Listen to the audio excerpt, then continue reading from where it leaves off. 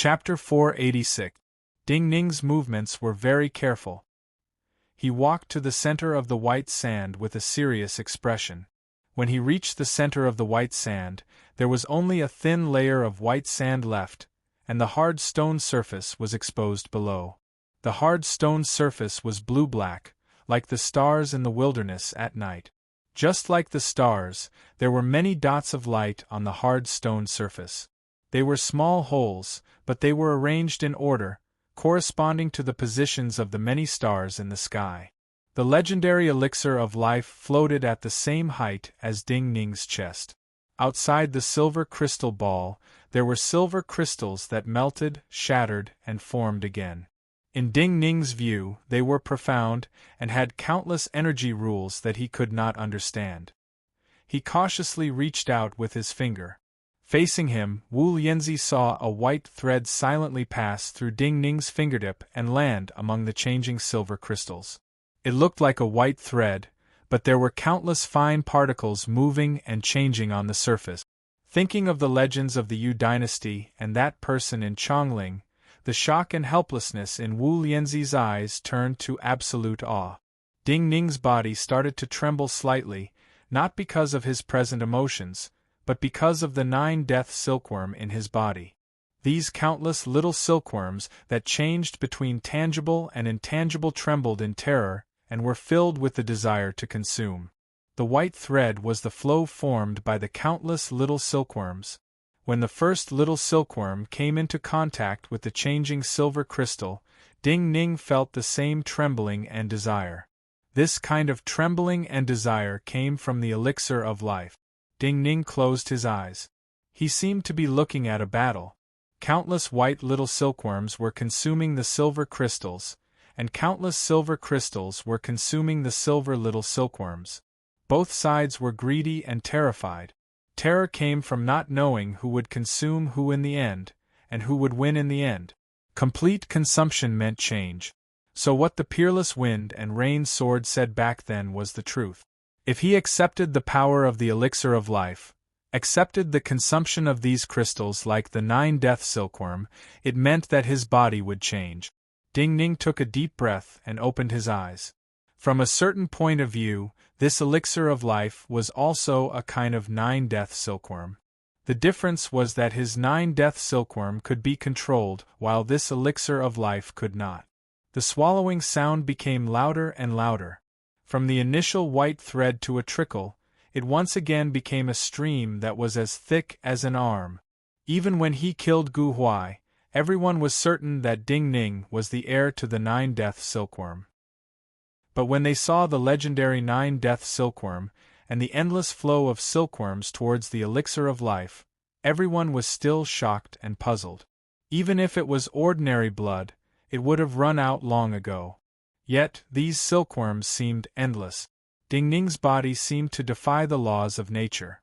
How could it contain so many 9-death silkworms?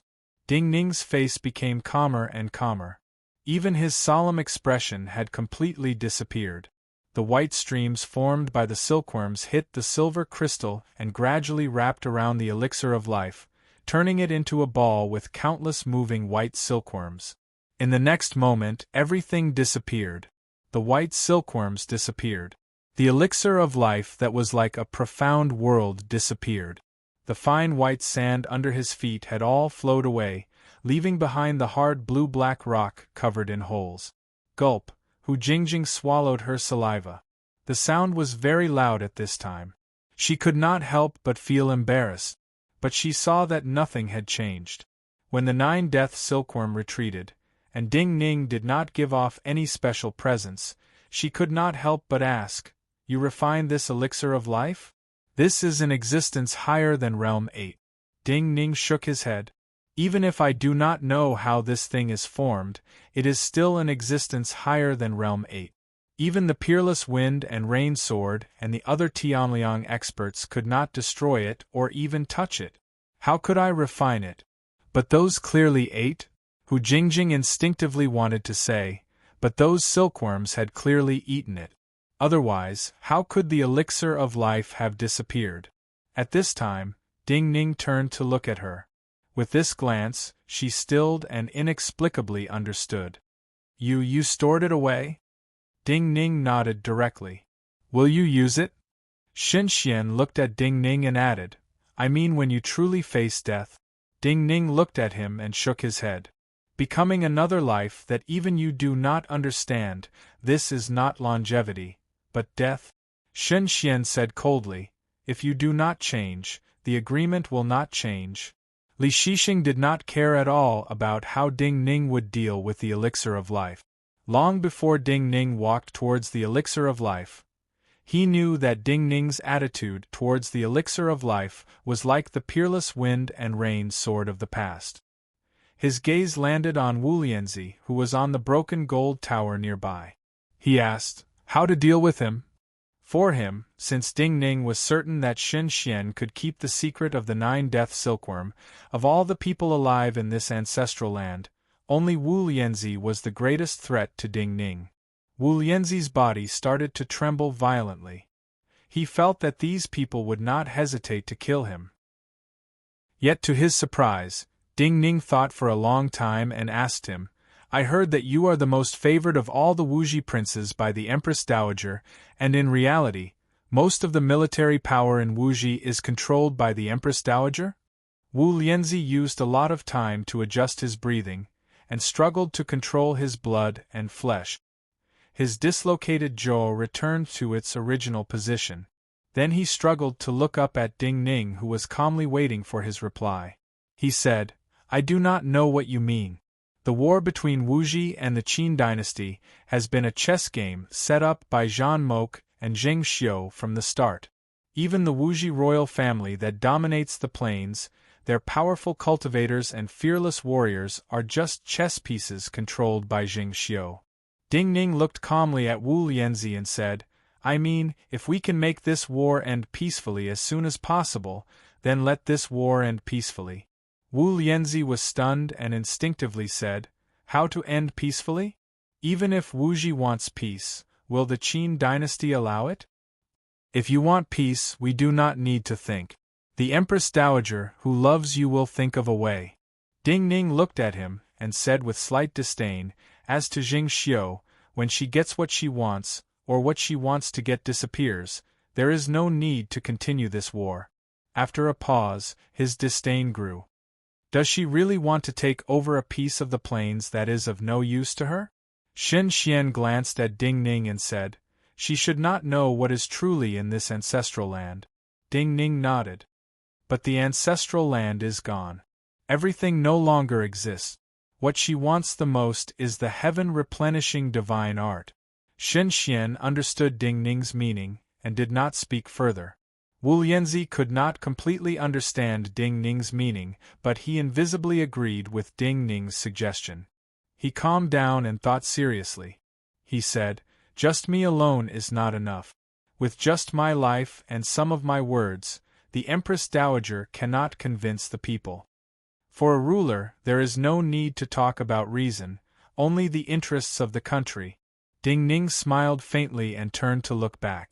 He said, if I annotate all of those engraved sword manuals and give them to Wuji, do you think she can convince the people? Chapter 487. Wu Lianzi was shocked speechless. Li Shixing and Hu Jingjing were also shocked to the extreme. Seal scripts, diagrams, and even the characters of sword manuals themselves were the hardest to comprehend. Yet if someone could annotate and explain the true meaning, then even some profound sword manuals would not be hard to understand for cultivators with some comprehension ability. At this time, in the many cultivation places of Chongling, there were many sword manuals that were hard to understand. The main reason was that these sword manuals were the secret treasures of the sections. Many of them were passed down from one generation to the next. If something happened to the master or the disciple, then even if the sword manual was passed down, the people of the sect may not be able to comprehend it. For example, Hu Jingjing's Treasure Light Temple. The true meaning of the most important sword manual of Treasure Light Temple was passed down to Hu Jingjing. If Hu Jingjing died in the plains, Even if the disciples of Treasure Light Temple saw the sword manual, they may not be able to comprehend it. In reality, from ancient times to now, many ultimate techniques were lost because they were kept secret and did not want to be passed down. Tianliang had been an astounding dynasty in the past. Just by looking at the remaining power of the Peerless Wind and Rain Sword, one could see how valuable the sword manuals left behind by the Tianliang experts were. This is important enough. Wu Lianzi could not control the trembling in his voice. He wanted to ask Ding Ning why he did this, but when he thought of the other's identity as the Nine-Death Silkworm, he immediately knew his question was unnecessary. He hesitated for a moment, took a deep breath, and tried to make himself calmer. At the same time, his voice was more respectful and polite. "Then what does Mr. want me to help you with?" "Keep a secret from me." Ding Ning looked at him and said slowly and seriously, "Do not let anyone know that the Nine-Death Silkworm is on me unless I reveal it to the world myself." Wu Lianzi nodded. Even though he was seriously wounded, and every drop of blood was worth treasuring, he still used a small knife to cut his palm and swear to the heavens. After completing the Wuji's most solemn blood oath, Wu Lianzi continued to look at Ding Ning. In his view, just helping Ding Ning keep a secret was not enough for his life and the enormous treasures of the ancestral mountain. Ding Ning looked calmly at him. He naturally understood the meaning in this youth's pure gaze. But he did not say what he wanted and asked Wu Lianzi, as the Wuji prince, "What do you want the most?" The story of that person in Chongling, even in the distant Wuji and even further Donghu, was a true legend. Especially after seeing people like Gu Huai and Zhan Mok die in front of Ding Ning, he felt true respect and awe towards Ding Ning. Therefore, he did not think about anything else. After being stunned for a moment, he began to seriously consider Ding Ning's question. "I want Wuji to survive well. The people of Wuji can live without worry on the grasslands. We do not need to worry about being swallowed up by the Qin dynasty or other dynasties, or being forced to submit and be enslaved." He thought for a moment and said, "If I can win in the battle with Yuanwu and Jing Xiu, I can guarantee this," Ding Ning said. No one felt that Ding Ning's words were laughable. From a certain point of view, Ding Ning did not just represent the Nine-Death Silkworm, but all of the Bazin Kendo ground. Especially from a certain point of view, the lands of the Qin dynasty were the Bazin Kendo ground. Wu Lianzi started to understand Ding Ning's meaning. He struggled to lift his head and looked at Ding Ning's calm eyes. He said softly, "So Sir hopes that my Wuji will give you enough support in your battle with Yuanwu and Jing Xiu." Ding Ning met his gaze and said sincerely, "I do not just hope to be friends with you, but with all of Wuji. But right now, your will is not the will of all of Wuji. You must ensure that in the future, Wuji will listen to your opinion, and not the opinion of people like Zhan Mok." Wu Lianzi understood the meaning of Ding Ning's words. He thought for a moment and said, "You mean for me to first grasp all of Wuji? The sword manuals in the ancestral lands are not just my gifts to the Wuji Empress Dowager and Wuji, but also to you." Ding Ning looked at Wu Lianzi, who had turned serious, and said slowly, "I hope that you will have some of the most important sword manuals." Wu Lianzi had seen many shocking things today, but when he heard Ding Ning's words, he was still shocked. The Peerless Wind and Rain Sword is a very powerful and meticulous person. He is also a great person. Ding Ning did not look at him. Instead, he looked up and said slowly, "The reason I was able to solve the Peerless Wind and Rain Sword was because the sword manual of the Peerless Wind and Rain Sword was on the stone beasts and steels outside." Hu Jingjing could not help but say, "Then why?" "True meaning," Ding Ning said simply. Then he looked at her and added, "Only those who can comprehend the true meaning of the sword can truly comprehend his sword manuals. Those who can comprehend his sword manuals will naturally be close to his state of mind, or rather, understand his person from his vast sword essence." Hu Jingjing immediately reacted. So he does not fear people comprehending his sword manuals, because those who can comprehend his sword manuals can understand his intentions. Those who agree with him will not be like Jean Moque and want to accept this elixir of life. Ding Ning nodded and looked at Shen Xian and Wu Lianzi. He said, "What many people in the world want the most is recognition and life and death together." But Hu Jingjing glanced at Wu Lianzi and looked like she wanted to speak but stopped. Li Shixing glanced at her and said, "Just say what you want to say. My master told me that people change. At different stages, people will have different views. Some people will even become complete strangers." Hu Jingjing hesitated for a moment and said, "Even if it's a blood oath, I still don't feel at ease. Because only we are paying, and he does not have anything of equal value on our side." Wu Lianzi had lost a lot of blood, but when he heard Hu Jingjing's words, his face still turned blood red. He wanted to argue, but at this time, Li Shixing shook his head and said coldly, "No need, I believe him."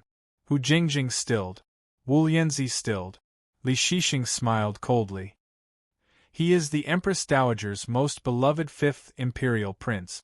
It is very likely that he will be made the crown prince. For someone as important as him, he risked his life to hunt me down just for a steed. Of all the Wuji princes, other than an idiot like him, who would do this?" Hu Jingjing was stunned for a moment. She inexplicably thought of why Li Shixing had been banished here. She inexplicably reacted. Li Shixing's trust was based on the fact that Wu Lianzi was the same type of person as him. Being called an idiot, Wu Lianzi did not feel any anger. He felt inexplicably moved. His hatred towards Li Shixing completely disappeared, and was filled with an indescribable feeling. He instantly had a deeper understanding of the word recognition that Ding Ning had mentioned. Your Chongling has a saying, "Scholars die for those who understand them." He looked up at Ding Ning and Li Shixing and said slowly and seriously, "I can die for you." Then he leaned forward, prostrated on the ground, and bowed to Ding Ning. He said, "Master." For him, regardless of whether Ding Ning recognized him as a disciple, since Ding Ning had taught him the Tianliang sword manual and the peerless wind and rain sword, he was his teacher in his mind. Chapter 488. Speaking of the cold days of the past, the sky was really cold. Chongling's autumn this year seemed to be thicker than in previous years, and the wind was colder. The palace attendants in the imperial palace had changed into their thin cotton robes. They walked in the palace with lanterns in the morning, but their hands were still cold. Empress Zheng Xiu sat behind the table in the study deep in the imperial palace, facing the spirit spring shrouded in white spirit energy. She was 100 paces away from this spirit spring, so her study appeared unusually empty, or rather lonely. Ever since she put on the imperial crown and sat on the throne of the Qin dynasty's empress, she had always been so lonely. Today, nothing seemed to have changed. Yet, as she sat here quietly, her thoughts and perception flew into the clouds. Through the starlight that people could not detect in the day, she reached the endless void that her eyes could not reach. The starlight turned into pale white sparks in her perception, falling in the void. From formless to tangible, and then to nothing, constantly changing. Some of the starlight had originally landed on the largest sword in the world. But before this, a patch of black clouds had appeared in her perception, blocking the starlight that had landed on the sword. When the black clouds dissipated, she could no longer sense the existence of the sword. Many years ago, she believed that Gu Huai stood firmly on her and Yuanwu's side because Gu Huai had let go of the life bond energy of this sword and accepted her starlight. This sword had merged with her will. As long as Gu Huai's life bond energy was present, she could always sense the existence of this sword, and what this sword had encountered. But now, she could no longer sense this sword. This meant that Gu Huai's life bond energy had completely dissipated, and Gu Huai was dead. Who in the world could kill Gu Huai? That Tianliang person called Jean Moque? None of this seemed to be important to her current state of mind. Most importantly, there was one less person by her side. Even if the people standing next to her were just following her and Yuanwu's will, or had their own goals, when a person's path grew longer, and the people they knew disappeared one by one, this feeling was true loneliness. A young person dressed in light yellow robes appeared on the path outside her study, and stood respectfully with his head bowed. There were many young people in the imperial palace, but other than Huang Jinwei, no one else could have such a respectful and humble attitude in front of her. The Empress gathered her thoughts and stood up. She walked through the spirit spring that was shrouded in white mist and stopped not far away from him. Hearing her footsteps, Huang Jinwei, standing with his head bowed, felt nervous and restrained for the first time. It was not because of terror, but because he was not sure what kind of emotion he would face. He did not appear unnatural, but his heart was unprecedentedly unnatural. Regarding your teacher, are you dissatisfied with my decision? Without any superfluous words, the Empress looked at him and asked calmly. Huang Jinwei was silent for a moment and said, "It's dissatisfaction." The Empress was not surprised by this bureau chief's attitude and answer, and even showed some satisfaction in her eyes. Then she raised her head slightly and said, "Do not forget, I allowed him to become your teacher." Huang Jinwei took a deep breath, but did not know how to exhale or how to answer. "In reality, your teacher may not be satisfied with many things I have done," the Empress said slowly. The Empress said slowly and calmly, "But I had you follow him until the end because I want you to understand, no matter what choice he and I make, it is for the Qin dynasty to move forward more steadily." Huang Jinwei was silent for a moment and then said, "I understand." The Empress also looked at him. After a moment of silence, she said, "You should understand the expectations your teacher and I have for you." Huang Jinwei knew the meaning of her words and said again, "I will naturally make the same choice as my teacher. The Qin dynasty is most important." The Empress' satisfaction grew. She said softly, "Your teacher must have passed the city guarding sword to you." Huang Jinwei shook his head and said, "Teacher did not pass the city guarding sword to me." The Empress stilled slightly and frowned. "No?" Huang Jinwei said, "No. Does he not want you to stay on those turrets?" The Empress was silent for a moment and then suddenly laughed. "Maybe he thinks the same as me. This Chongling needs walls in the end." Huang Jinwei's body shook slightly. She continued, "Since that is the case, you will supervise the construction of the walls.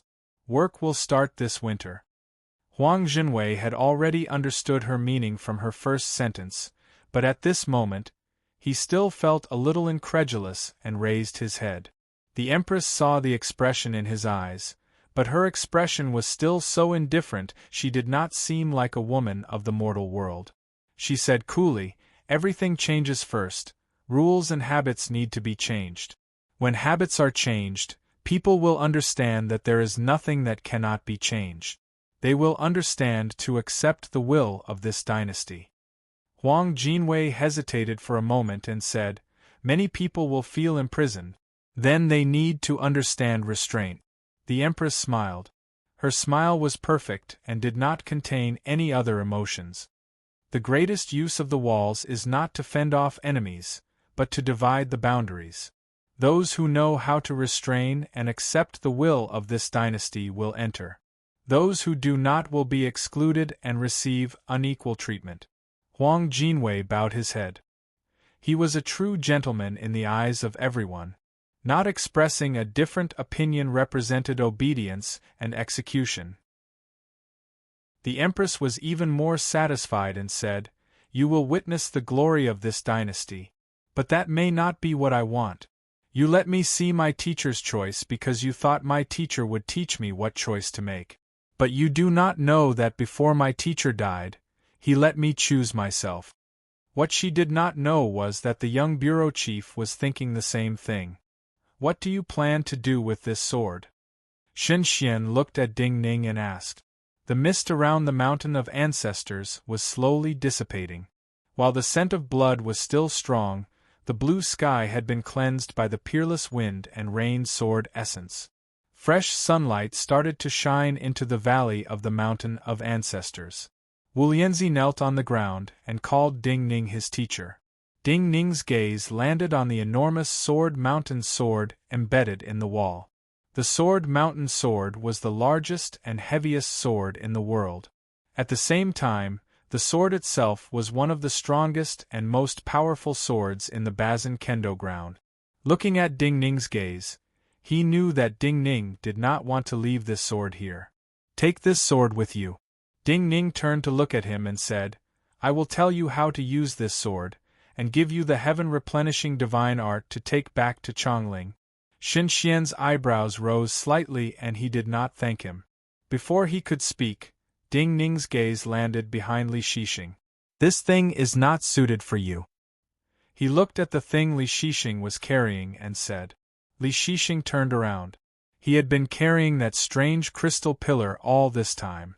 The insects living in this pillar had killed almost all the cultivators who had wanted to enter the Mountain of Ancestors. Hearing Ding Ning's words, he was not disappointed and said curiously, This thing is really useful? This is sky nether crystal. Ding Ning said, Like sky iron, it is something that fell from the sky. It is one of the hardest to break crystals in the world. Even more importantly, it can make light refract inside for a long time before it is released. Make light refract inside for a long time before it is released? Li Shixing and Hu Jingjing realized at the same time and stilled. Sunlight and most starlight mean warmth and life. Ding Ning continued, to be able to store light, it can provide warmth and life for some things.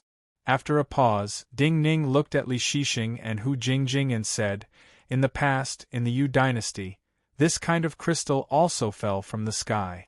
But back then, it was forged into an artifact, and not something that can maintain the life of the insects and restrain their bodies. Li Shixing finally confirmed who this thing belonged to. He simply took off the crystal on his back and handed it to Hu Jingjing. Yours. Hu Jingjing was slightly flattered. But looking at the crystal that did not fit her size, she felt slightly wronged and said softly, Can't you help me carry it first? Li Shixing frowned but did not say anything in the end. He put the crystal he had just taken off on his back. Ding Ning looked at the two of them and could not help but smile. Then he turned to look at Xin Xian and said softly, Gu Huai is dead. She will be even lonelier. You will become more important when you return to Chongling. Xin Xian finally asked the question he wanted to ask just now. What about you? Pretend that I am dead. Ding Ning looked at him, Li Shixing and the others, including Wu Lianzi who was struggling to get up. So I need all of you to help me act out this play so that people are sure I am dead. Chapter 489. The weather was really cold. On the Mountain of Celestial Seal Sect, yellow leaves started to fall with the autumn wind. The ground was sprinkled with gold but it did not feel warm, just bleak. The bleakness came from Qingyuan, from Gao. If one was too high, one would be left alone. The most secluded grass hut in Celestial Seal Sect was not at the highest point, but there were windows on all sides. Those who walked here could see the study areas of Celestial Seal Sect, and where all the disciples lived and studied. Junior brother, why did you allow him to enter the Celestial Ascending Hall to cultivate? In the thatched hut, a voice even colder than Qiu Yi's echoed. The person who spoke was an old man in a black Taoist robe. His hair was covered in frost and his eyes were filled with the vicissitudes of life. His skin was white with a tinge of red, tender and smooth like a virgin. Opposite him sat another person who was younger than him but looked more like an old man. This was the master of Celestial Seal Sect. Celestial Ascending Hall is also in Celestial Seal Sect. Since this person was allowed to enter Celestial Seal Sect, then why not allow him to cultivate in Celestial Ascending Hall? The voice of the master of Celestial Seal Sect sounded, but it was warm and calm like a ray of sun in autumn. Things change with the passage of time. The black-robed old man shook his head indifferently. Times are different. The Yellow Heaven Taoist seal has returned to Celestial Seal Sect, and you arranged for it to be with Zhang Yi. If Zhang Yi comprehends the Celestial Ascending Taoist seal in the Celestial Ascending Hall, the Yellow Heaven and Celestial Ascending Tao seals will both be in the hands of one person. This is rare in the history of Celestial Seal Sect, much less a Qin person. Senior Sect Brother, your words are reasonable. The Master of Celestial Seal Sect looked at the black-robed old man and said. The yellow-robed old man mocked. Is it only reasonable? It just makes some sense. The Master of Celestial Seal Sect looked calmly at the yellow-robed old man and said, even more importantly, I did not just allow him to enter Celestial Ascending Hall to cultivate today. He has been cultivating in Celestial Ascending Hall for many days. Why did Senior Sect Brother only express such seriousness today? There is more. After a pause, the Master of Celestial Seal Sect asked seriously, where are Junior Sect Brother Zhu and Junior Sect Brother Chu? Why didn't the two of them come with Senior Brother? The black-robed old man was silent for a moment and said, Junior Sect Brother, you have always been the smartest person in Celestial Seal Sect. So you should understand the situation now. The Master of Celestial Seal Sect was silent for a moment. He looked solemnly at him and asked, is it really important if she is Qin? Is Zheng Xiu not Qin? You should know that she is the reason why Celestial Seal Sect has its current status. The black-robed old man's face was suddenly filled with anger, and he said sternly, since the beginning, you've been willful in taking in this child. Previously, I thought that I would let you have your way. In any case, this child is just mediocre. However, this child first understood the meaning of the Ascending Heaven Talisman, and also has the Yellow Heaven Taoist Talisman as his companion. Even more importantly, he used a sword to enter Seal Essence. Even if he cultivates the Seal Essence of Celestial Seal Sect, Junior Sect Brother, can you tell if he is a Sword of Min Mountain Sword Sect or a Seal of Celestial Seal Sect? The Master of Celestial Seal Sect listened to the black-robed old man's words with emotion in his eyes. He shook his head and said, the mountains are red, and the leaves are falling. This is a good scene, but in the end, the lush leaves come from the trees themselves. Senior Sect Brother, you only see the glory of Celestial Seal Sect, and do not understand the true inheritance of Celestial Seal Sect. The seal path of Celestial Seal Sect has flourished, and is not just this superficial glory. Why do we need to care about this superficial glory? All true inheritances are in the person. The Master of Celestial Seal Sect looked past the black-robed old man at the yellow leaves dancing in a forest below the mountain. He said slowly, as long as you and Zhang Yi are here, the seal essence of Celestial Seal Sect will only be stronger in their hands. Even if Celestial Seal Sect is not as glorious now, there will be a more glorious Celestial Seal Sect in the future. The black-robed old man looked calmly at him and sneered. Junior Sect Brother's words are reasonable. However, your concept is too high and people cannot agree with you.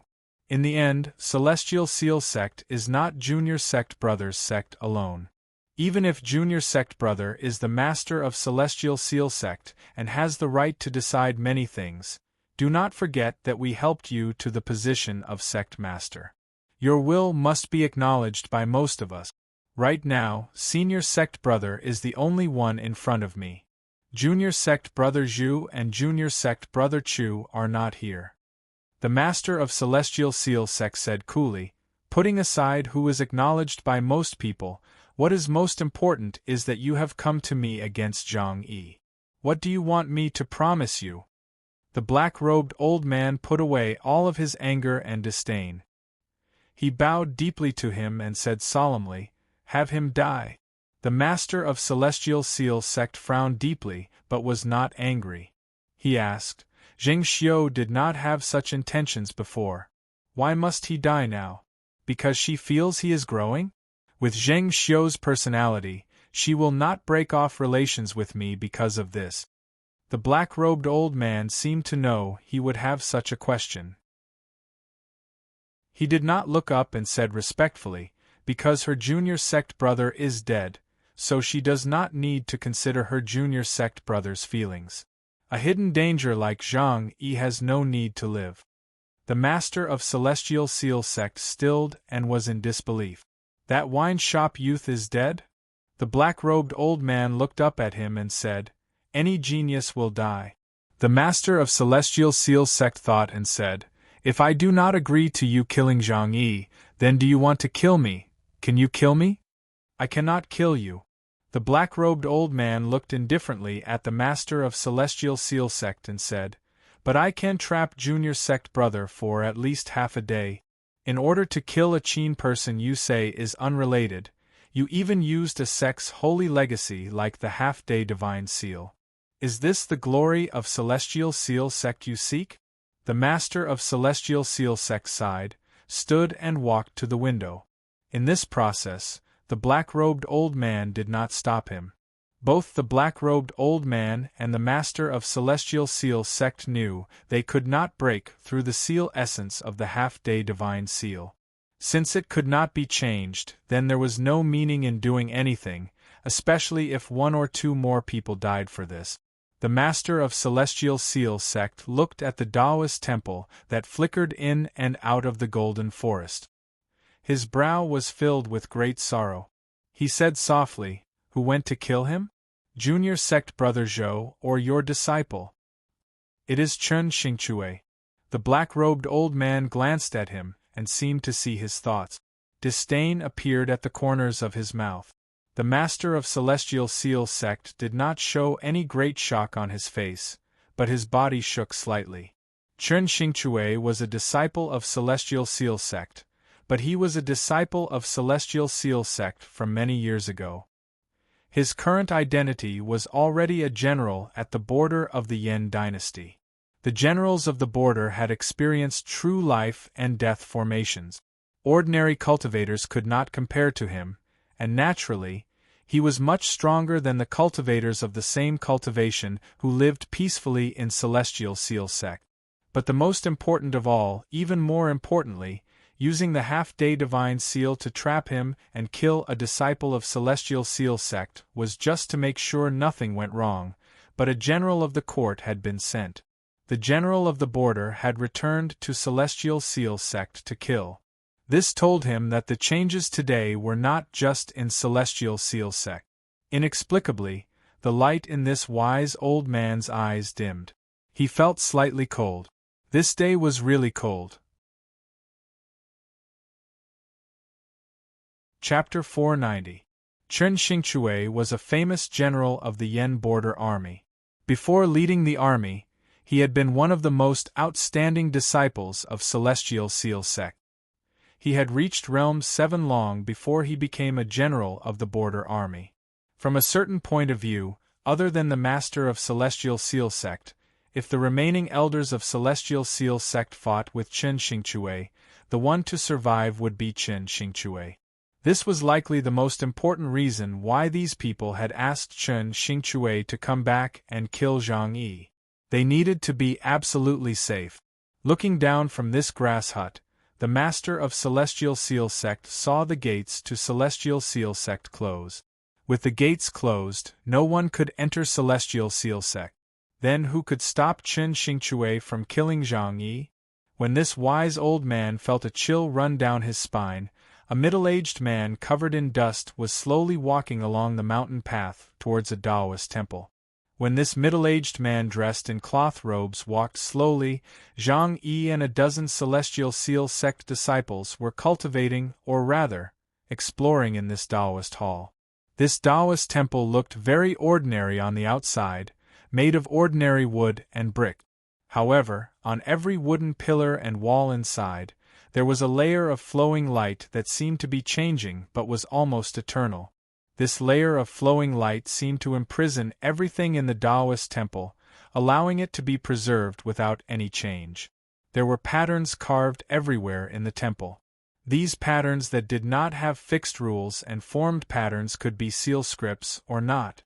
Inadvertently, Some of the patterns would flash with an imperceptible flame like a bolt of lightning in a thundercloud. This was the celestial ascending hall. Supposedly, one of the highest seals of celestial seal sect was hidden among these complicated and unreasonable patterns. Even more importantly, in the history of celestial seal sect, of the 7 people who comprehended the celestial ascending Taoist seal in the celestial ascending hall, each person had looked at the patterns in different positions. Some people comprehended talisman intent from the complicated patterns on the beam, some from the window lattice, some from the brick wall, and some even through the mottled light from the window. However, despite all these, the concept and power of the sky-ascending Taoist talisman were the same. So in the records of Celestial Seal Sect, everything inside the Celestial Ascending Hall described the same seal essence, the same principle. There were many paths leading to this truth, but the final destination was the same. The 7 people who had comprehended the Celestial Ascending Taoist seal all became the masters of Celestial Seal Sect. So this Celestial Ascending Hall was not just important. It was a great honor to be able to enter this hall to study. Only the best students of Celestial Seal Sect were allowed to enter here to cultivate. From a certain perspective, being able to enter this place meant that one had the possibility of becoming the next Supreme Headmaster. Beautiful hope could make people excited and happy. This was especially true for those who were easily satisfied. Zhang Yi was someone who was easily satisfied. He was very satisfied to be able to obtain some friendly friendships, and not be mocked or isolated by others. As to becoming the master of Celestial Seal Sect, he had never thought about it. At this time, he tried to stare at the patterns of varying depths on the ceiling. He felt that they were beautiful, and the patterns at the top were the part of the hall that attracted him the most. He did not like the patterns that seemed to be damp in the darkness. But no matter how serious he was, he did not feel anything. He did not feel that these patterns were different from ordinary carvings. His eyelids started to feel heavy, and he felt drowsy. Out of the corner of his eyes, he saw that Yue and the others were sometimes frowning, sometimes deep in thought, and sometimes their eyes were shining. Thinking that in such a solemn and meaningful place, he actually felt a little sleepy. He suddenly felt a little ashamed. Suddenly, he felt some coldness in his warm body. This coldness came from outside the hall. He turned around in shock and looked at the half-closed door. No one noticed his movements, not even Yue, who was closest to him. Other than him, no one else felt that inexplicable coldness. The door to the hall had yet to open, but the sound of footsteps rang clearly in his ears like a drum. These footsteps were extremely even and powerful, with a rhythm and presence that could not be changed by anything else. His first impression was that this person's feet had always been fixed in such a way.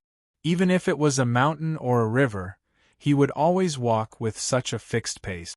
The door to the hall opened. A thread of cool mountain wind flooded into the hall. However, in Zhang Yi's perception, the silent space suddenly buzzed. The air was cut open by the sharp sword and saber. The wind was strong, and his nose was filled with the smell of rust and blood. A middle-aged man appeared in his sight. This middle-aged man was only dressed in ordinary cloth clothes, but the aura he sensed, including this middle-aged man's mountain-like cold aura, or perhaps it could be said that it came from within his body, from his valiant heart, made him immediately understand that this was a commander, moreover an extremely formidable commander who had experienced countless battles. Only now did the other Celestial Seal Sect disciples in the Celestial Ascending Hall discover this person's arrival and turn around. The middle-aged man was naturally Chen Xingchui. His appearance was not outstanding. His skin was slightly dark, and there was a sword wound on his left cheek. His eyes appeared too small. Yet because of his unique presence, no one in the hall felt he was ugly. "You are Zhang Yi?" His gaze immediately landed on Zhang Yi and did not move away.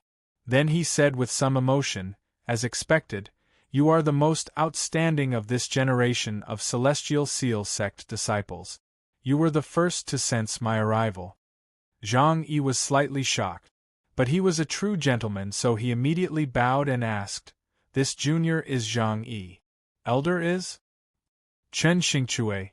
The silent hall was in an uproar. Zhang Yi stilled. He did not know why the surroundings had such a reaction. Because he had never heard the name of this person in front of him, he immediately felt ashamed of his ignorance. Chen Xingchui is a cultivator from Celestial Seal sect, and the general of the Tiger Cage army at the border of the Yan dynasty. A soft female voice reached Zhang Yi's ears. He recognized it to be Murong Xiaoyi's voice. Zhang Yi turned slightly to thank Murong Xiaoyi, who was not far behind him. At the same time, he was even more puzzled and shocked. The Qin dynasty rewarded people based on military merit. As a Qin person, he naturally knew the status of a true general. "I was able to sense General's arrival first because I am a Qin person and am more sensitive to sword and blade essence than them. It is not because my perception is better than theirs, or rather, I am not focused here. However," he still explained, "that's why the general is overpraising me. Humility and fearlessness are often the qualities cultivators need the most in order to become stronger. You have both." Chen Xingchui shook his head. "You do not have to be humble. I cultivated in Celestial Seal sect for 13 years, and led troops at the border for 12 years. I have seen many people and have my own judgment of people." Zhang Yi was not good at arguing with people, much less for himself. So when he heard these words, he bowed his head slightly and did not know what to say. Chen Xingchui looked calmly at this youth he admired and said with some regret, "But I came this time to kill you." "What?" When he said this, the entire hall was filled with gasps. Zhang Yi was stunned. "Do not ask why." Chen Xingchui's cold gaze swept across everyone behind Zhang Yi, including Murong Xiaoyi, who was preparing to speak. "I am here, and Celestial Seal sect has closed its gate. No one has come to stop me. You should know what has happened. So those who are not related, please leave." His voice contained the sound of a sword. This voice caused everyone to feel cold and their breathing to become heavy. Yu Yi's breathing stopped, his palms covered in cold sweat. Murong Xiaoyi narrowed her eyes and looked towards Zhang Yi. She saw Zhang Yi was about to speak. At the same time, she thought that based on Chen Xingchui's attitude towards Zhang Yi, he would give Zhang Yi a chance to ask questions. "I do not know who sent you to kill me. But here, I fear you will destroy the Celestial Ascending Hall." However, what made her almost speechless was that Zhang Yi said such a sentence at this moment. Even now, Zhang Yi's first concern was destroying the Celestial Ascending Hall. Chapter 491. But these words caused Chen Xingchui to stare at him for a long time. "I cannot destroy the Celestial Ascending Hall." Then he looked seriously at Zhang Yi and said, "Unless you are stronger than me, you cannot destroy the Celestial Ascending Hall." Zhang Yi looked at the flowing light in the Celestial Ascending Hall and knew his worries were unnecessary. He thought and looked at this powerful elder of Celestial Seal sect. He asked, "Since you are a general of the Yan border army, you must be a righteous person to be able to lead troops in such a difficult place for decades. Also, you are a disciple of Celestial Seal sect. The sect master cannot have you come to kill me. Then have you considered that you are going against the sect by doing this?" Chen Xingchui nodded and answered seriously, "Some of the sect master's decisions may be wrong. What you said makes sense, but it doesn't make sense at all." Zhang Yi said, "The existence of any sect is due to the rules they need to follow. The sect master is not just an empty title. If you feel the sect master's decision is wrong, then the first person you need to oppose is the sect master. Or rather, you can kill the sect master, and a new sect master will have you kill me. If even the sect master is an empty title, then the sect will have no spirit, and cannot exist for a long time." Hearing Zhang Yi speak of such principles to Chen Xingchui, the other Celestial Seal sect disciples in the hall were speechless. They thought someone of Chen Xingchui's status had come from afar, and the gates of Celestial Seal sect were closed.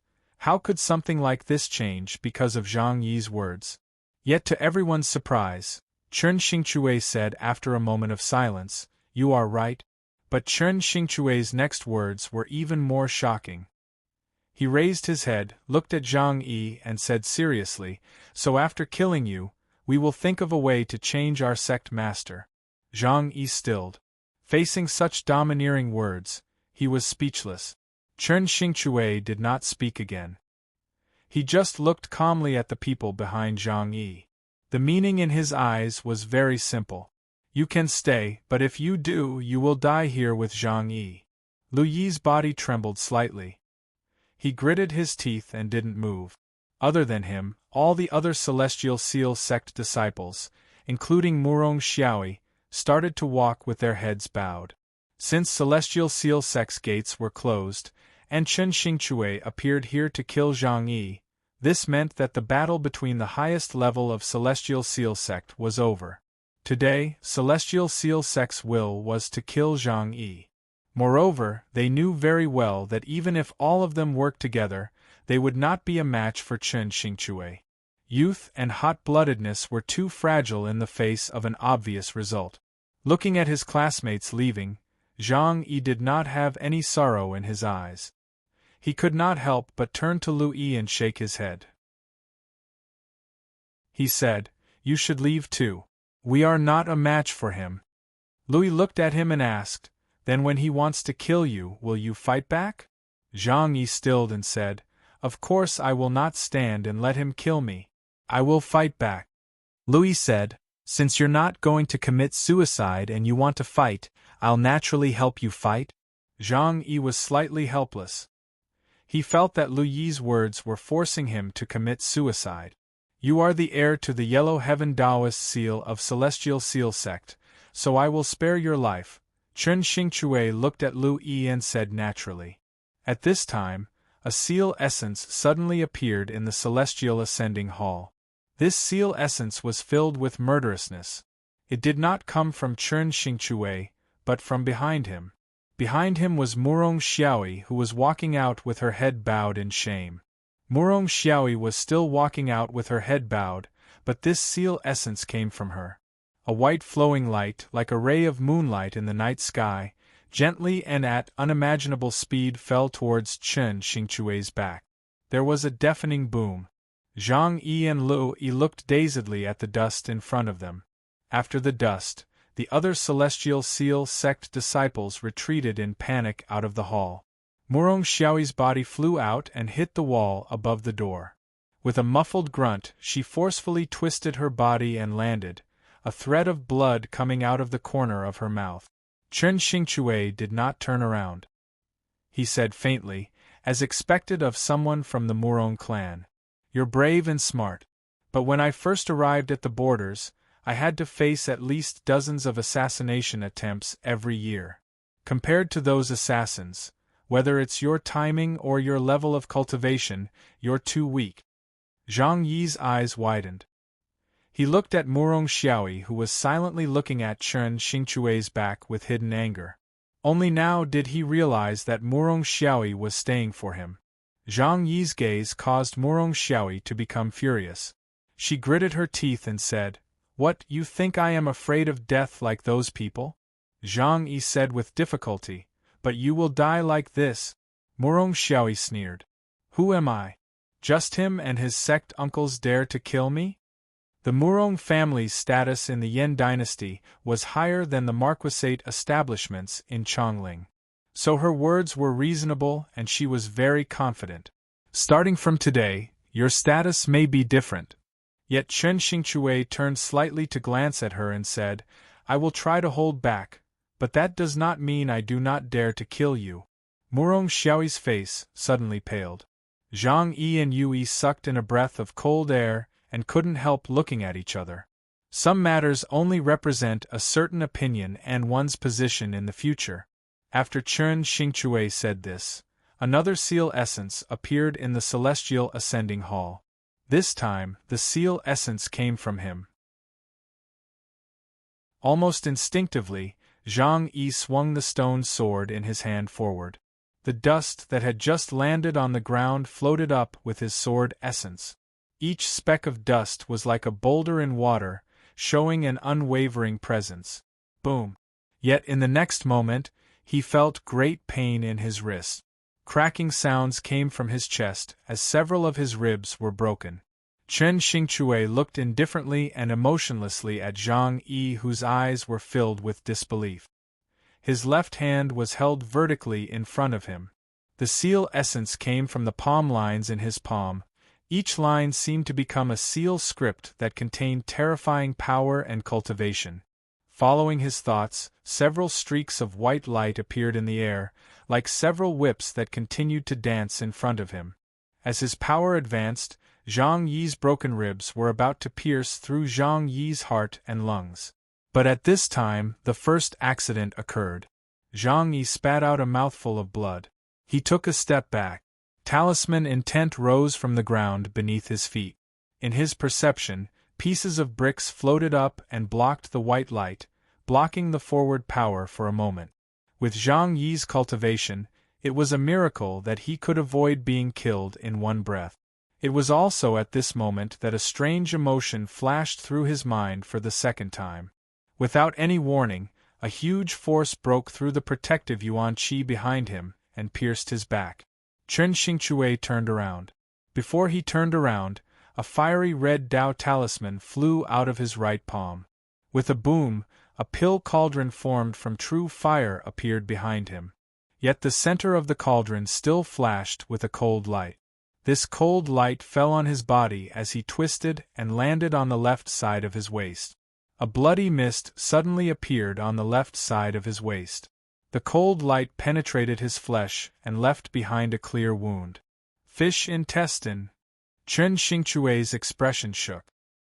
He frowned but did not panic. He said in a cold voice, "This item of the Murong family is in your hands as expected." Lu Yi's face was pale. In the previous moment, he thought that Zhang Yi had died. But Zhang Yi had survived, and Murong Xiaoyi's cold light was clearly a sword essence. Murong Xiaoyi was not Zhang Yi. She was skilled in the seal path and not the sword path. How could she wound Chen Xingchui with one blow? He was shocked, but he knew if he was not fast enough, he could not change Zhang Yi's fate of being killed in the next moment. With a muffled grunt, he spat out a mouthful of blood. The vital energy in his body surged out without regard to whether his meridians could withstand it.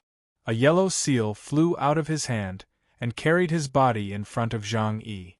The roof of Celestial Ascending Hall was covered in yellow clouds. A vast aura descended like the vault of the heavens.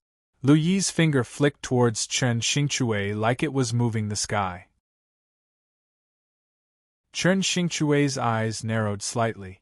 He was not in a hurry. His left hand pressed against his wound, and threads of vital energy sewed the wound together. At the same time, a sharp seal essence cut towards the many invisible threads in the air. The yellow heaven Taoist seal was one of the two strongest seals of Celestial Seal Sect, and the hardest to defeat. Yet the enormous difference in cultivation and power gave him enough confidence to use an ordinary seal essence to defeat it. However, at this moment Lu Yi, Zhang Yi, and even Zhang Yi felt something strange. They could not help but raise their heads and look up.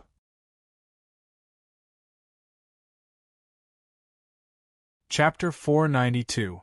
Any color, tangible or intangible seal essence or sword energy was the refraction of vital energy or primal energies of the universe when they gathered and dispersed. The yellow cloud formed by Lu Yi's yellow heaven seal essence was the same. However, at this moment, his talisman essence was clearly pressing down with an incomparably resolute aura, but the yellow cloud did not sink down. Instead, it rose up, attracted by the roof of the Celestial Ascending Hall. Like a thick carpet, it stuck to the roof of the Celestial Ascending Hall. What was even more shocking was that some of the mysterious lines on the ceiling of the Celestial Ascension Palace faded away, but some of them lit up instead. These lit-up lines overlapped with the lines in the yellow cloud, as if a key was perfectly aligned with the keyhole, perfectly fitting together.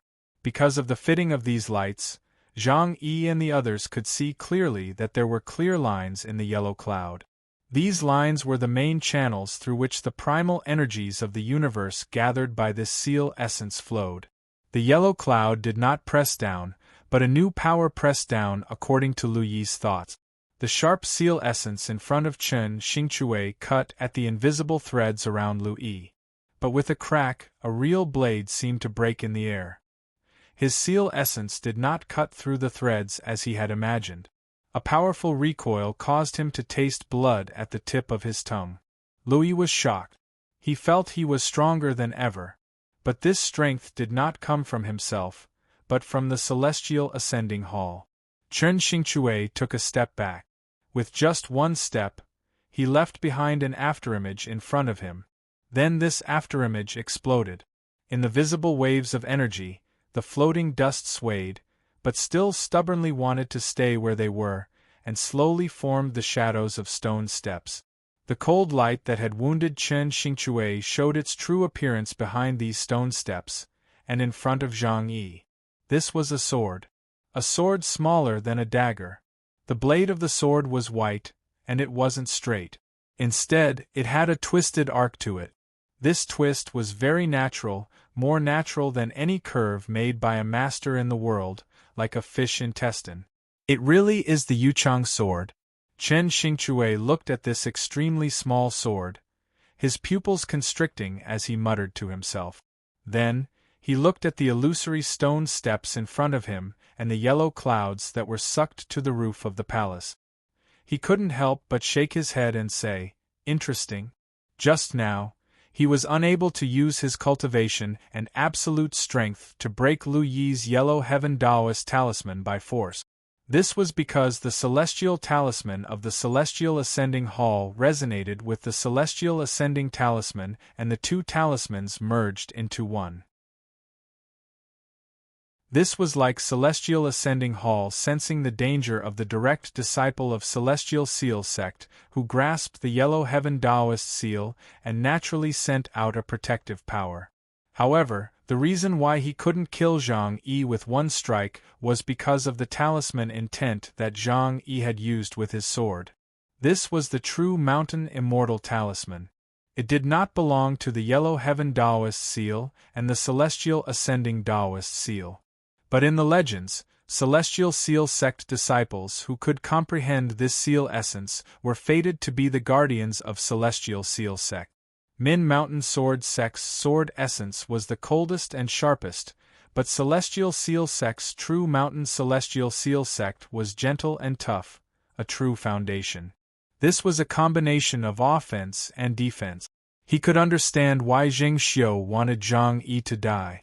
But if he did not die here, Zhang Yi was not the only youth who was fated to have an astounding future. Lu Yi was the same. At the moment of true life and death, the Yellow Heaven Taoist seal and the seal essence of Celestial Ascending Hall merged into one and resonated. Lu Yi would definitely be able to comprehend some of the seal essence of the Celestial Ascending Taoist seal. In the future, he might even comprehend this seal essence. This was two of Celestial Seal sect's greatest skills gathered in his hands. Just facing these two juniors seemed to be the limit, but there was also the Yuchang sword. The Yuchang sword had been made for the king of ancient Yaya by the publicly recognized best swordsmith in the world. It had taken the tin of Qijin Mountain, the copper of Rui Creek, and tempered with heavenly lightning to create this astounding sword. In the legends, when this sword was first formed, it seemed to be sentient. Back then, when the great swordsman Xue Zhu saw this sword, he said that the Yuchang sword defies reason and cannot be subdued. A subject kills the monarch, a son kills his father. The meaning was that the sword essence of this sword was rebellious to start with, and used to kill the monarch and kill the father. Of course, this may have been a legend after this sword really killed the king of Wu and caused the destruction of a dynasty. But when he encountered this sword, the sword essence of this sword was like there was a heaven-defying swordsman continuously attacking. However, even two young people like Zhang Yi and Yu Yi, in addition to the Yuchang sword, could only make him feel interested. Since you can control the Yuchang sword, why did you not act when Lu Yi represented Yellow Heaven Taoist sect to challenge Celestial Seal sect? Swallowing the blood in his throat, he slowly turned to the side and asked seriously as he looked at the dark and wary Murong Xiaoyi. Murong Xiaoyi frowned. Such a question meant that even though the other was at the border, he knew everything that had happened in Celestial Seal sect. The Yuchang sword does not belong to Celestial Seal sect. Even if you can win with it, it is an unfair victory. She looked at this wounded but unaffected general and said slowly, also, it is too vicious to use a sword like this against a youth. Pity. Chen Xingchui smiled self-deprecatingly and then said, pity that even so, you cannot win against me. No one felt that his words were arrogant. Lu Yi's back was soaked in cold sweat. Zhang Yi started to cough and cough blood. While he had managed to survive the attack of a cultivator 2 realms above him, his bones were broken and his heart and lungs were injured.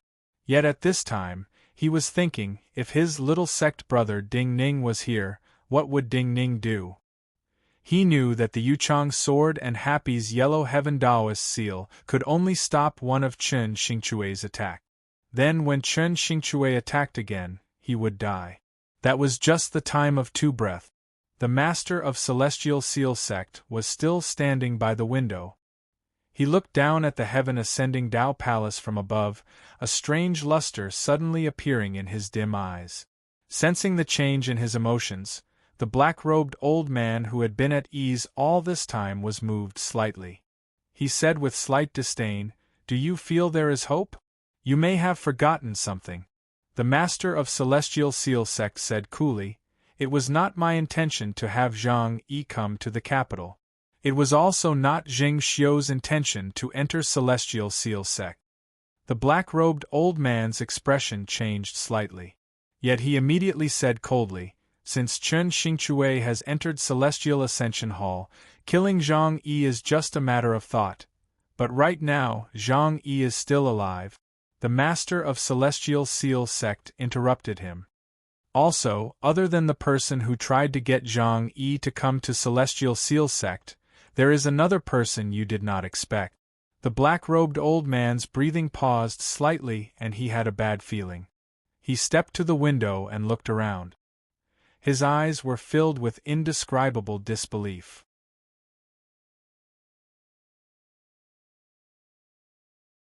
Chapter 493. Celestial Seal sect was unusually quiet at this time. Even the Celestial Seal sect disciples who knew Chen Xingchui's intentions left Celestial Ascending Hall far away. Celestial Seal sect was recognized as the top sect of the Yen dynasty. Just like how the thunder in the sky could spread through the earth, what happened in Celestial Seal sect could reflect the changes in the entire dynasty. These Celestial Seal sect disciples did not dare to be involved in such a change, especially when their families had not been able to send in any information beforehand. This meant that the change in Celestial Seal sect this time was not something they could interfere with. Yet at this time, in the sight of the black-robed old man, a Celestial Seal sect disciple came to Celestial Ascending Hall. This Celestial Seal sect disciple had one hand hidden in his sleeve, because his hand was crippled. This Celestial Seal sect disciple was naturally Su Qin. Everyone in Celestial Seal sect knew the story of Su Qin and Zhang Yi. In everyone's minds, Su Qin and Zhang Yi were naturally enemies. Therefore, in the black-robed old man's plan, Su Qin was also used in a certain place. Yet now, Su Qin had appeared here. This meant that his plan had gone wrong. The black-robed old man had a bad feeling. His vital energy flowed naturally, and he instinctively raised his right hand. Yet at this time, the master of Celestial Seal Sect glanced sideways at him, shook his head and said in a sincere tone, "Senior Sect brother, do not force me to kill you." The black-robed old man's eyes turned cold. But before he could speak, the master of Celestial Seal Sect said slowly, "You have used up all your plans, and I am just in the dark and have not done anything. But even so, if your plan fails again, it will be the will of the heavens." The black-robed old man took a deep breath. The coldness in his eyes slowly disappeared. He sighed and did not speak. Inside Celestial Ascending Hall, it was so quiet that even the sound of breathing seemed to disappear. Zhang Yi thought about how his little sect brother, Ding Ning, would deal with this situation and forgot his despair. At this moment of life and death, he thought of a possibility. At this moment Louis raised his head. His body was trembling uncontrollably. This was his body's natural reaction. This was because he knew that he could die in a single breath. But at this moment, he made the first move. Even if he knew that Zhang Yi wouldn't be able to escape, before Chen Xingchui killed Zhang Yi, he would first burn his last bit of light. That way, Zhang Yi would always have a slight chance. An extremely shrill howl rang out in the silent hall. Lu Yi's 10 fingers were broken. The surging vital energy and primal energies of the universe tore at the yellow clouds floating at the top of the hall with his howl. He turned the seal essence of the yellow heaven Taoist seal into murderousness and swept towards Chen Xingchui, who was standing calmly ahead. At this time, Murong Xiaoi, who had been looking down cautiously, showed determination and viciousness in her eyes. The fish intestine sword floating in front of Zhang Yi was a truly peerless sword. Even the fish intestine sword that had appeared during the Min Mountain sword trials was just a copy of this sword. The strongest part of this sword was that it had been tempered with the essence of countless copper and tin. The sword itself contained power ordinary cultivators could not imagine. But at this time, the fish intestine sword did not move at all. When the expression in her eyes suddenly changed, an embroidered handkerchief flew out in front of her. The brocade handkerchief was deep red, a red that was as pure as chicken blood. The moment it flew out, it turned invisible and gave off a terrifying seal essence. Lu Yi's heart was naturally filled with a strong sense of shock. This terrifying seal essence was even stronger than the seal essence he was using all his power to display. "I had not thought that even the 3,000 red dust of the Murong family is in your hands. It seems the old master of the Murong family dotes on you too much. I wonder what he will think if you do this for an unrelated Qin person." Seal essences were divided into strong and weak. They were the laws that guided the primal energies of the universe, just like how some blades were born sharp and had nothing to do with cultivation. The yellow heaven Taoist seal was the strongest seal essence of the Yin dynasty. Murong Xiaoi's seal essence was even stronger than the yellow heaven Taoist seal. It was hard to imagine. But Chen Xingchui's expression was calm as usual, and he said slowly as though he found it laughable. His own attitude and emotions were not laughable, because he was Chen Xingchui, one of the border generals of the Yin dynasty. The border generals were usually called divine generals. From a certain point of view, they had the ability to not fear the majority of powerful cultivators in the world one-on-one. Especially when they had the help of military cultivators, they could even defeat almost all cultivators in the world. As he spoke calmly, his left hand seemed to pick up a flower and used a seal essence. Just like a legendary saint picking up a mysterious flower, several strands of pink lines appeared in the air. There was an explosion. Lu Yi and Murong Xiaoi's eyes were filled with disbelief. Their talisman intents collided. Pew! The two of them opened their mouths at the same time, but they couldn't say anything. Then, they spat out a mouthful of blood at the same time and flew backward. Chen Xingchui stood calmly, still in his posture of picking up the flower, unharmed. Both Lu Yi and Murong Xiaoi were certain that Chen Xingchui was just using a simple seal essence. However, this simple talisman essence forcibly changed the direction of their talisman essences. This was cultivation. He was far beyond the two of them in the great realm. Yue and Murong Xiaoyi flew backwards. Other than despair, their eyes were also filled with incomprehension. Especially Murong Xiaoyi. She was furious. This incomprehension and anger was not because of Chen Xingchue's strength, but because she and Luo Yi were going all out, especially her. She even used an ancient seal that even Celestial Seal sect did not have. This ancient seal was the ultimate treasure of her family. Originally, it was just for her to comprehend seal essences. Now, she activated the seal essence on it for Zhang Yi, but it did not have the effect she hoped for. More importantly, Zhang Yi did not attack. When Luo Yi was going all out against her, Zhang Yi seemed unmoved. Unmoved, was he just waiting for death? Zhang Yi had been unmoved all this time. Even the expression on his face seemed to be very stiff. He looked like he was waiting for death. However, right at that moment, he moved. The stone sword he had been holding tightly in his hand, tighter than at any other time, stabbed upwards. A white goat horn-like sword energy with a unique seal essence made people feel like there was a goat climbing up the stone steps and trying its best to raise its horn. For the first time, shock appeared in Chen Xingchue's calm eyes. In this moment, he could not react. This was because Zhang Yi's sword was not aimed at him, but at the top of the palace. Zhang Yi was very nervous, and his eyes showed an unprecedented frenzy. Because he had always been rational, and he had always followed the rules. This was the first time he had gambled in his life. Because this matter was not only related to his own life and death. Therefore, this strike of his was the most powerful strike of his life.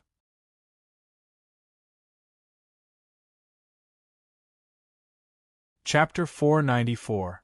Chen Xingchue's shock and bewilderment only lasted for a short moment. Then he shook his head and said, "Boring?" One did not know how boring one's life was. Zhang Yi's sword essence went towards the roof of the Celestial Ascending Hall, and not him, because he wanted to provoke a stronger backlash from the seal essence in the Celestial Ascending Hall. Yet the seal of the Celestial Ascending Hall came from the Grandmaster who founded Celestial Seal Sect. His cultivation was much higher than his. How could Zhang Yi affect it with his cultivation? Crack! The horn-like sword light stabbed at the roof of the hall. The cracking sound came from Zhang Yi's wrist. A majestic and terrifying recoil went against the sword intent and rushed to his sword-wielding wrist, causing the clear sound of bones cracking to ring out from his wrist. Great pain charged into his mind. He endured the great pain and did not let go. His left hand landed on the sword hilt, and he channeled the remaining power in his body into the sword hilt. The white goat hanging horn emphasized a stalemate. What he fought for was this moment of stalemate. Just like how Yue was borrowing the power of the Celestial Ascending Taoist seal, he also had a power he could borrow, the sword in his hand. Chen Xingchue did not realize at this time that the small stone sword in his hand was Shui Wangshu's lifebond sword. Zhang Yi's left hand landed on the sword hilt. His left hand, and even the bones in his arms and chest, gave off ear-piercing cracking sounds again. He spat out a mouthful of blood. But the sword essence did not retreat. At the front of the sword essence, the tip of the goat horn was still pushing against the powerful seal essence. He managed to achieve this moment of stalemate. The powerful celestial ascending seal essence pressed down on the small stone sword in his hand. The simple and unadorned small stone sword suddenly lit up like it was burning. Chen Xingchue's breathing suddenly stopped. His previous disdain immediately disappeared. The blazing light caused intense pain in his eyes, making it impossible for him to open them. The vital energy gushing out of his fingertips had formed a seal essence. But with a low howl, this seal essence turned to nothing at his fingertips and was turned into flames by the terrifying surge of vital energy. A red lotus bloomed in front of him. Qi! The Yuchang sword that was floating in front of Zhang Yi was the first to fly backwards, slamming into the wall beside him. Then Louis grunted in pain. The invisible seal lines that his hands were pulling whipped his body like willow branches dancing in the wind.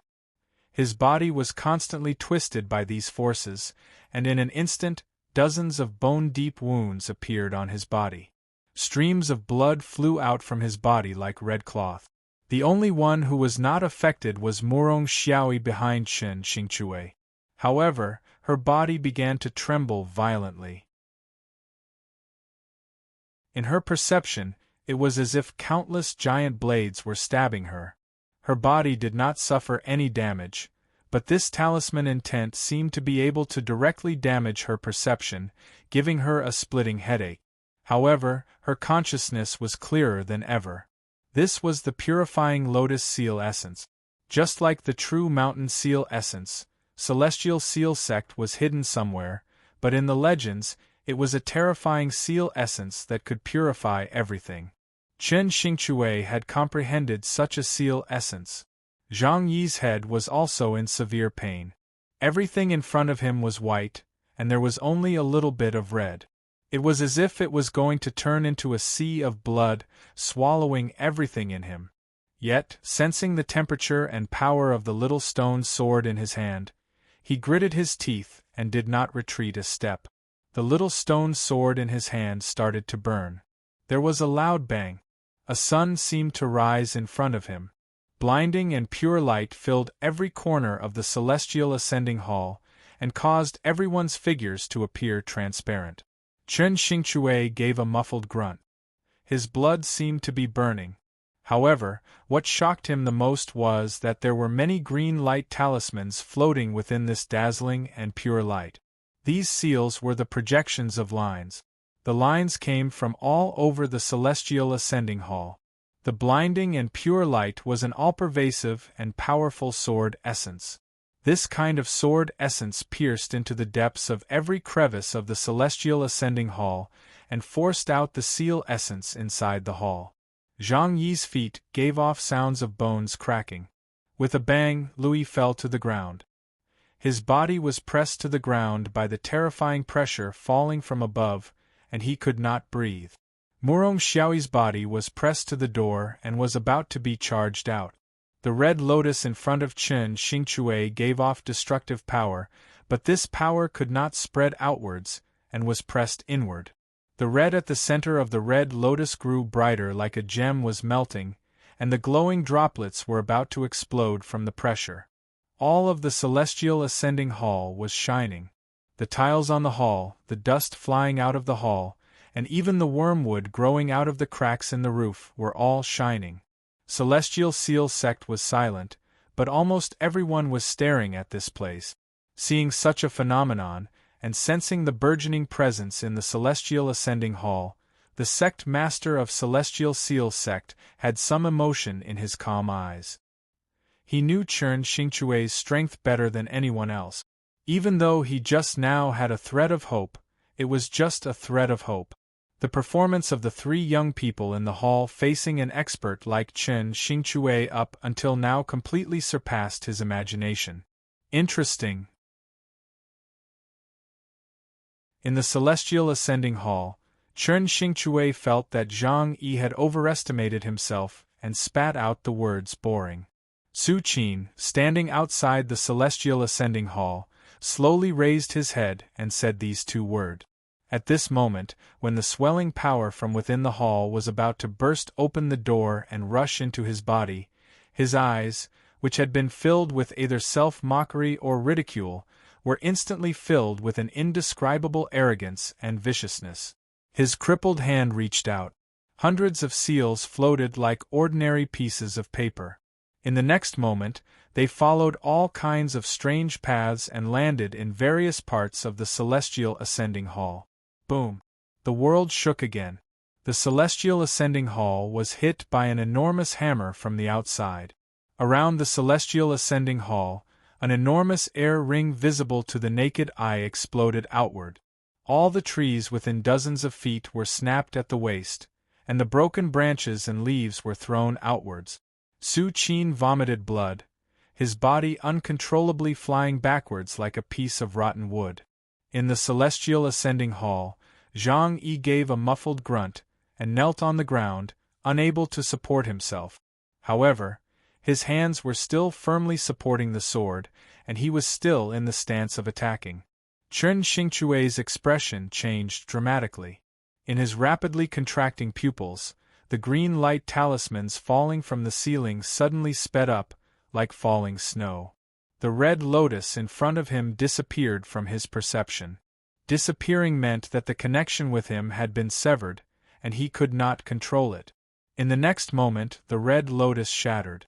The primal energies of the universe at the center of the red lotus that had been compressed to the limit could not explode outwards, and turned into thousands of glowing rays. The glowing rays bloomed outwards. Everyone's bodies were suppressed by the vast and terrifying energy until everything seemed to move in slow motion. Murong Xiaoyi looked in shock as these rays passed through Zhang Yi, Lui, and Chen Xingchue's body. She saw the glowing rays pass through their bodies, and warm blood spilled out. Everything was extremely slow, but she did not have time to dodge. She could only raise her body as high as possible, and not let these glowing rays pass through her head and other vital areas. The bright red blood droplets floated in the air like they were still. Zhang Yi, Chen Xingchue, Murong Xiaoyi, and even Lu Yi, who was crouching on the ground, were penetrated in many places. In the next moment, as these glowing rays pierced the surrounding walls, the condensed primal energies of the universe exploded violently. All the blood droplets turned to dust with a muffled explosion. Chen Xingchue was the same as Zhang Yi and the others. He was like a piece of cloth that was casually stirred in a dye house, being wantonly kneaded by the rampaging energy. His eyes were filled with disbelief. Outside the celestial ascending hall, Su Qin was hanging from a broken tree, his body pierced by multiple pieces of wood. Everyone was seriously injured and on the verge of death. A middle-aged celestial seal sect man dressed in black robes, his sleeves and collar covered in profound silver lines, shook his head emotionally. He sighed at the result of this battle. At the same time, he sighed at Zheng Xiu's meticulousness. She would always hide a last pawn in any battle that she seemed to have a chance of winning. And he was the backup, the last chess piece that could end everything. As he sighed, he walked out of a pavilion and prepared to walk towards the celestial ascending hall. But at this time, he saw a tall and thin man walk up the stone steps ahead. This man wore the attire of an ordinary celestial seal sect worker, but he had a sword with a long hilt.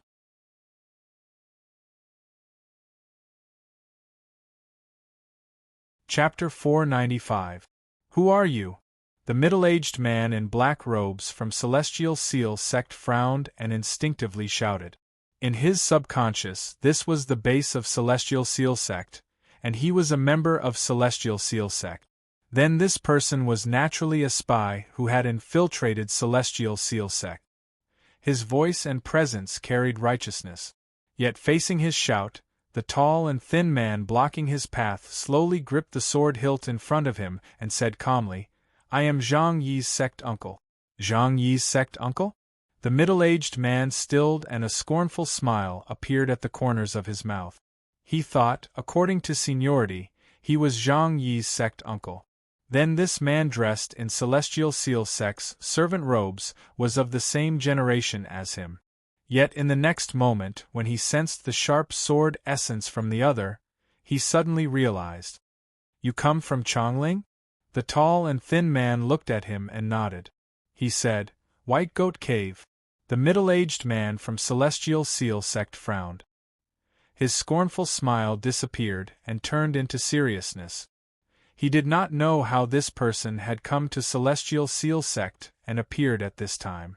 But in his impression, the White Goat Cave that Zhang Yi and the wine shop youth came from was a very weak sect in Chongling. Celestial Seal sect, to Chongling, was like Min Mountain Sword sect and Lingshu Sword Gate. They could not be compared. He did not know that Zhang Yi's only sect uncle from White Goat Cave was Li Daoji. He did not know Li Daoji's name and knew nothing of Li Daoji's story. So he still did not think that this swordsman from White Goat Cave could stop him. This was not an ordinary duel invitation. So when the seriousness appeared on his face, his fingers had silently moved seal essence. Countless yellow leaves that had fallen to the ground floated up, and the veins on each yellow leaf began to glow. The veins of these leaves were natural channels for absorbing nutrients, sunlight, and water vapor from the tree. For a seal master of his level, each yellow leaf was his seal, a weapon given to him by nature. Ever since he entered Celestial Seal Sect and had some accomplishments, his lifetime of research was related to the natural veins of these leaves. His name was Chingchingye and seemed to be related to these leaves. He was usually not in Celestial Seal Sect but in the Yen Imperial Palace. Being a talisman master in the Imperial Palace, in a sense, meant that they were extremely powerful. At this time, the yellow leaves that had fallen on the mountain path were lifeless. But with a thought, thin vital energy flowed out of his fingertips and into the meridians of these yellow leaves. These meridians immediately lit up and bloomed with vitality. All the yellow leaves turned green in an instant. The whole mountain path and the air behind him turned green in an instant, as if spring had arrived. His talisman intent was named Spring Intent. The strongest feeling of spring was that it would silently moisten things and arrive quietly. No one knew when it would arrive and where it would arrive. He didn't know when it had arrived, and he didn't know where it had come from, but there was killing intent everywhere. Li Daoji's lips were pressed tightly together.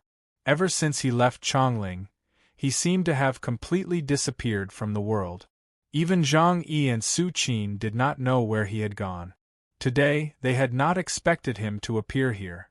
Other than his clothing, his appearance and sword did not seem to have changed from Chongling. What was certain was that in Chongling, his cultivation was far from this Celestial Seal Sect cultivator's.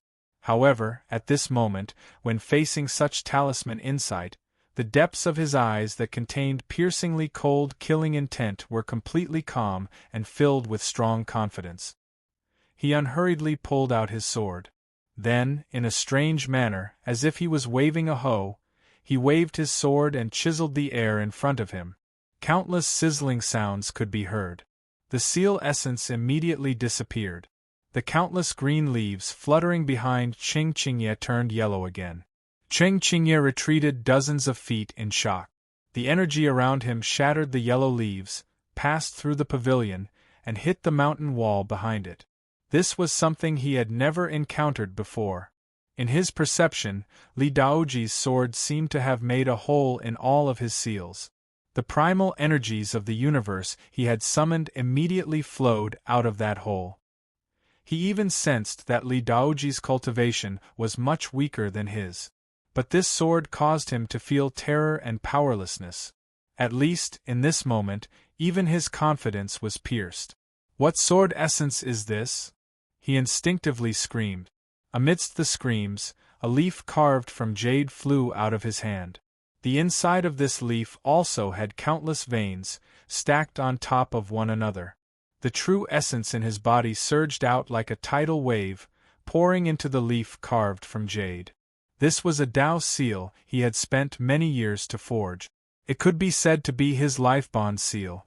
When this seal appeared, the leaves on the half of the mountain behind him, regardless of whether it was the yellow leaves on the ground or the remaining green leaves on the trees, all left the ground and branches, and started to tremble and dance.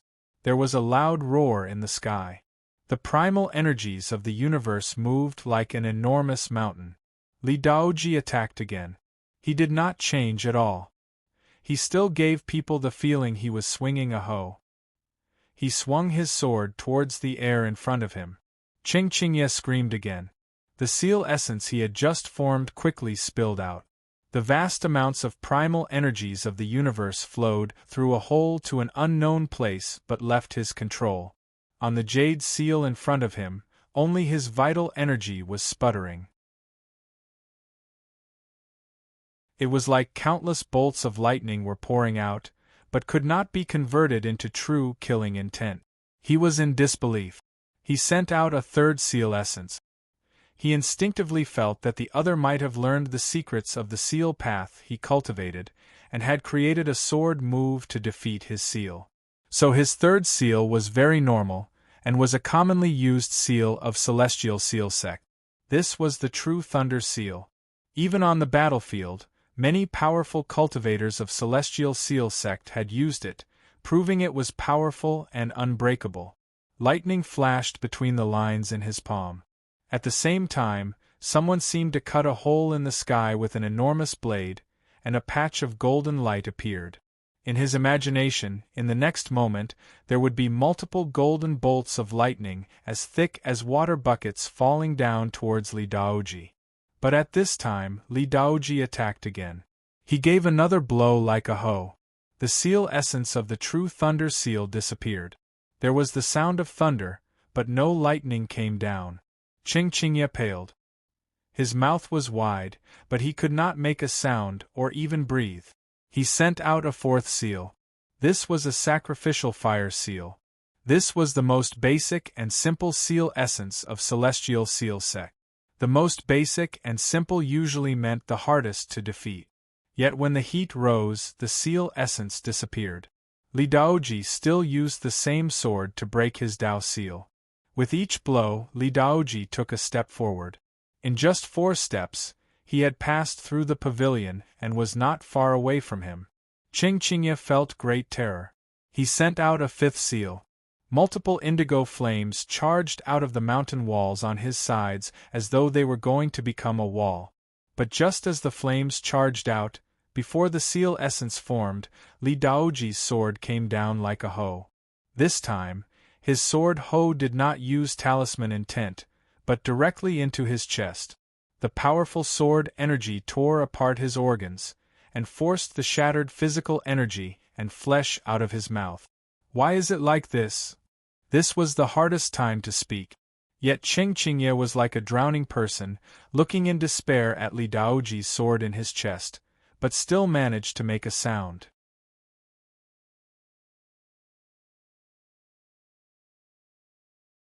Chapter 496. Li Daoji had no interest in explaining to a dying enemy. He first had to ensure that Zhang Yi was alive. Therefore, without any hesitation, he drew his sword. The long sword was pulled out of Qingqingye's body. The shattered flesh and vitality had an opening. When the tip of the sword finally separated from his flesh, there was a soft pop. Qingqingye's entire body was like a deflated balloon, and her last breath disappeared. Qingqingye died, killed by a Chongling swordsman of lower cultivation than him.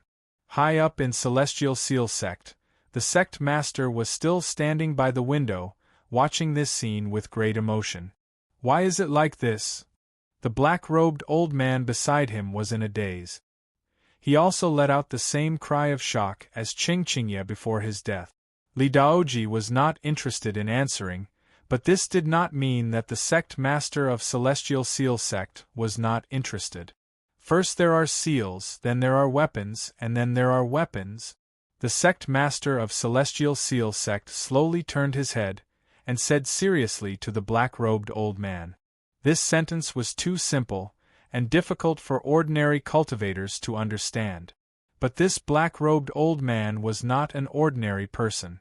So the sect master of Celestial Seal Sect's simple words were like an enormous historical painting that filled his perception. He saw many scenes in an instant. First, there were knots to record things, then charcoal to draw, and then bone to carve. The earliest people with intelligence observed the movement of the sun, moon, and stars, and the changes of the clouds. At the start, they recorded the changes with simple diagrams. In the end, someone comprehended the deeper truths, and found that some lines matched the flow of the world. Then seals were created. Seals were carved on jade, metal, and metal. They were used as weapons. The ancient people used weapons to fight against beasts, pray to the world, and attract wind and rain to aid in farming. Later, people prospered and formed countries. They fought and killed each other, and then there were weapons used for killing. The black-robed old man inexplicably broke out in cold sweat. His robes were soaked. He looked at the sect master of Celestial Seal Sect, and said in a trembling voice, "You mean, my seal path is naturally behind weapons?" The sect master of Celestial Seal Sect looked emotionally at him, and said slowly, "Weapons are used for killing, and when combined with people, they are weapons. If this chain sword is an example, there are seal scripts on the sword. This is the seal path. Adding on the sword manuals and other methods to guide the primal energies of the universe, and the cultivator's vital energy and mental control, this is multiple paths combined. Celestial Seal Sect is like the sun in the sky, and we have seals as our foundation. But now you should be able to see the power of Zhang Yi and Li Daoji's sword seals combined." After a pause, the sect master of Celestial Seal Sect looked at the black-robed old man who was still sweating and unable to speak. Then he said slowly, "While Zhang Yi cultivates the highest seal essence of Celestial Seal Sect, Li Daoji does not have the seal essence of Celestial Seal Sect. Celestial Seal Sect is not the only sect in the world that has the strongest seal path.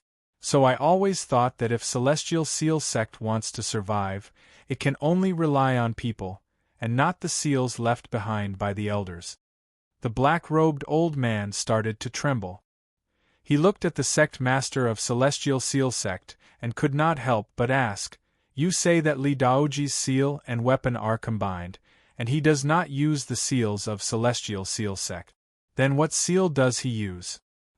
You know that in the early years you secretly sent messengers to Celestial Seal Sect, and then Celestial Seal Sect grew. But you do not know that when I traveled and wanted to see Chongling, just as I arrived outside Chongling, I saw a patch of black night." The sect master of Celestial Seal Sect said coolly, "I encountered the legendary leader of the old nobility. It was noon, but I saw a patch of black night from him. That was a seal essence he deliberately showed me. Then I knew that among the old nobility of Chongling, there were people like Celestial Seal Sect who knew powerful seals. Before meeting him, I was as stubborn as you, and could even be said to be stubborn. But after seeing him, I knew that the future of Celestial Seal Sect would depend on the change of our thoughts. You were too biased towards Jing Xiu, so I did not let you know that the prosperity of Celestial Seal Sect did not come from Jing Xiu's help, but also from the leader of the old nobility. Have you ever thought that we are Yan people? How can I completely submit to that woman from Jiaodong Commandery of the Qin dynasty, because of the temporary prosperity of the sect?" The sect master of Celestial Seal Sect looked at the black-robed old man who was struggling to breathe and said sincerely, "Senior sect brother, you should know that everything comes from the balance of the situation. Zhang Yi came to Celestial Seal Sect not just because I knew he was the disciple I needed, but also because of the arrangements of the leader of the old nobility. Starting from when I met that person, Celestial Seal Sect had never completely submitted to Zheng Xiu's will." The black-robed old man struggled to breathe and groaned in pain. A dozen breaths ago, he stood at the top of Celestial Seal Sect and thought he could see very far. But now, he knew that he saw many things too close to home. It is useless. He suddenly looked up in pain at the sect master of Celestial Seal Sect and shook his head. The sect master of Celestial Seal Sect stilled. He did not understand the meaning of the words.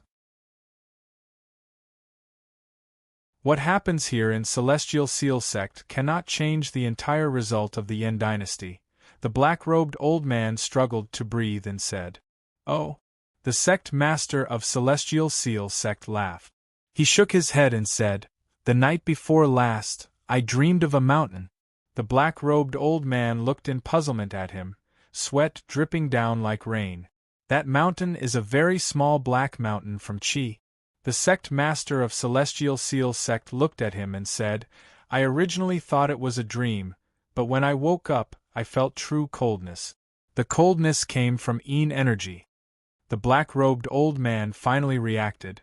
His eyes filled with great shock and disbelief. "The teacher of the Qi Emperor Yanning?" The sect master of Celestial Seal Sect laughed emotionally. His gaze left Celestial Seal Sect and looked towards the Yen Imperial Palace in the distance. The trees there had already begun to move. However, in his mind, the scene of old trees withering and new trees growing appeared. Li Daoji held his sword and walked in front of Celestial Ascension Hall. No one stopped him. In his path, there was only Su Qin, who had fallen to the side. Su Qin looked at this sect uncle of White Goat Cave and smiled eerily and bleakly. More blood flowed from the corner of his lips.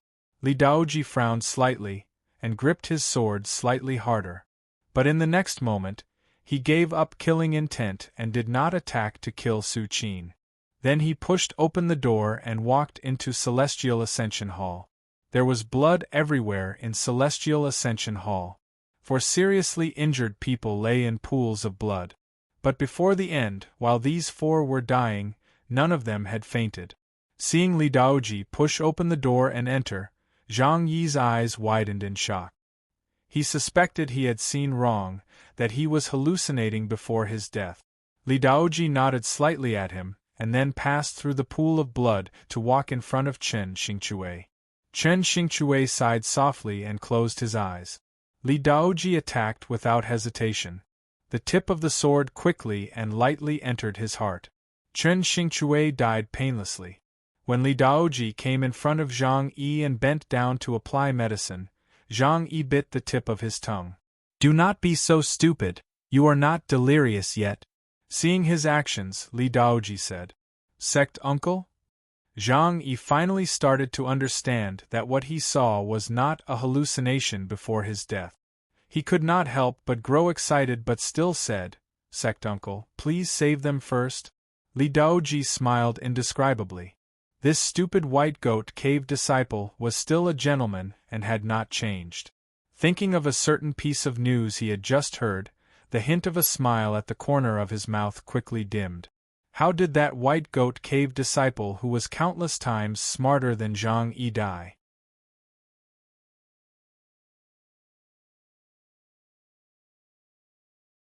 Chapter 497.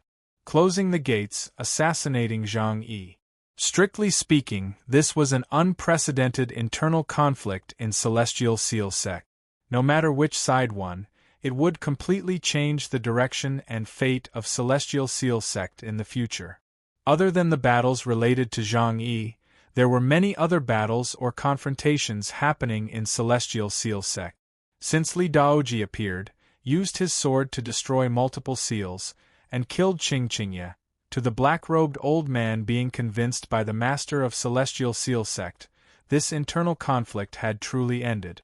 Their opinions were united, and there were no more battles or confrontations. Dying did not mean true death. Multiple Celestial Seal Sect cultivators skilled in healing appeared from various places. As they took over from Li Daoji to treat the wounds of Zhang Yi and the others, they looked at Chen Xingchui's cold corpse with an inexplicable gaze. They were thinking of Chen Xingchui, who they should be treating right now. Zhang Yi was carried out of Celestial Ascension Hall. He was also being treated, but his wounds were not as serious as Su Qin's. He tried to raise his body and thanked Su Qin. Then he could not help but ask, "Why are you helping me?" Even though they had been in the same sect in the past, from the moment Su Qin left Chongling to the events in Celestial Seal Sect, he knew that Su Qin would not think of him as a friend, and would not risk his life to save him. In his opinion, this was definitely very abnormal, or even something that was simply impossible. Su Qin looked coldly at him, and a hint of disdain appeared at the corners of his mouth. He turned his head and looked in the direction of Chongling. "You may not have heard, but your junior sect brother Ding Ning is dead," he said slowly with a hint of pleasure. Zhang Yi's body stopped at this moment. He maintained his slightly raised posture and stopped there. For a seriously injured and dying person like him, maintaining such a posture would be more difficult than sitting up. Yet he stopped there like this, as though it had nothing to do with his body's condition. "What did you say?"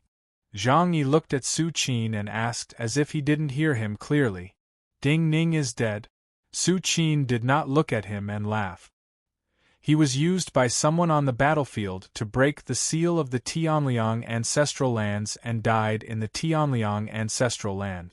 It is precisely because he is dead that I must save you.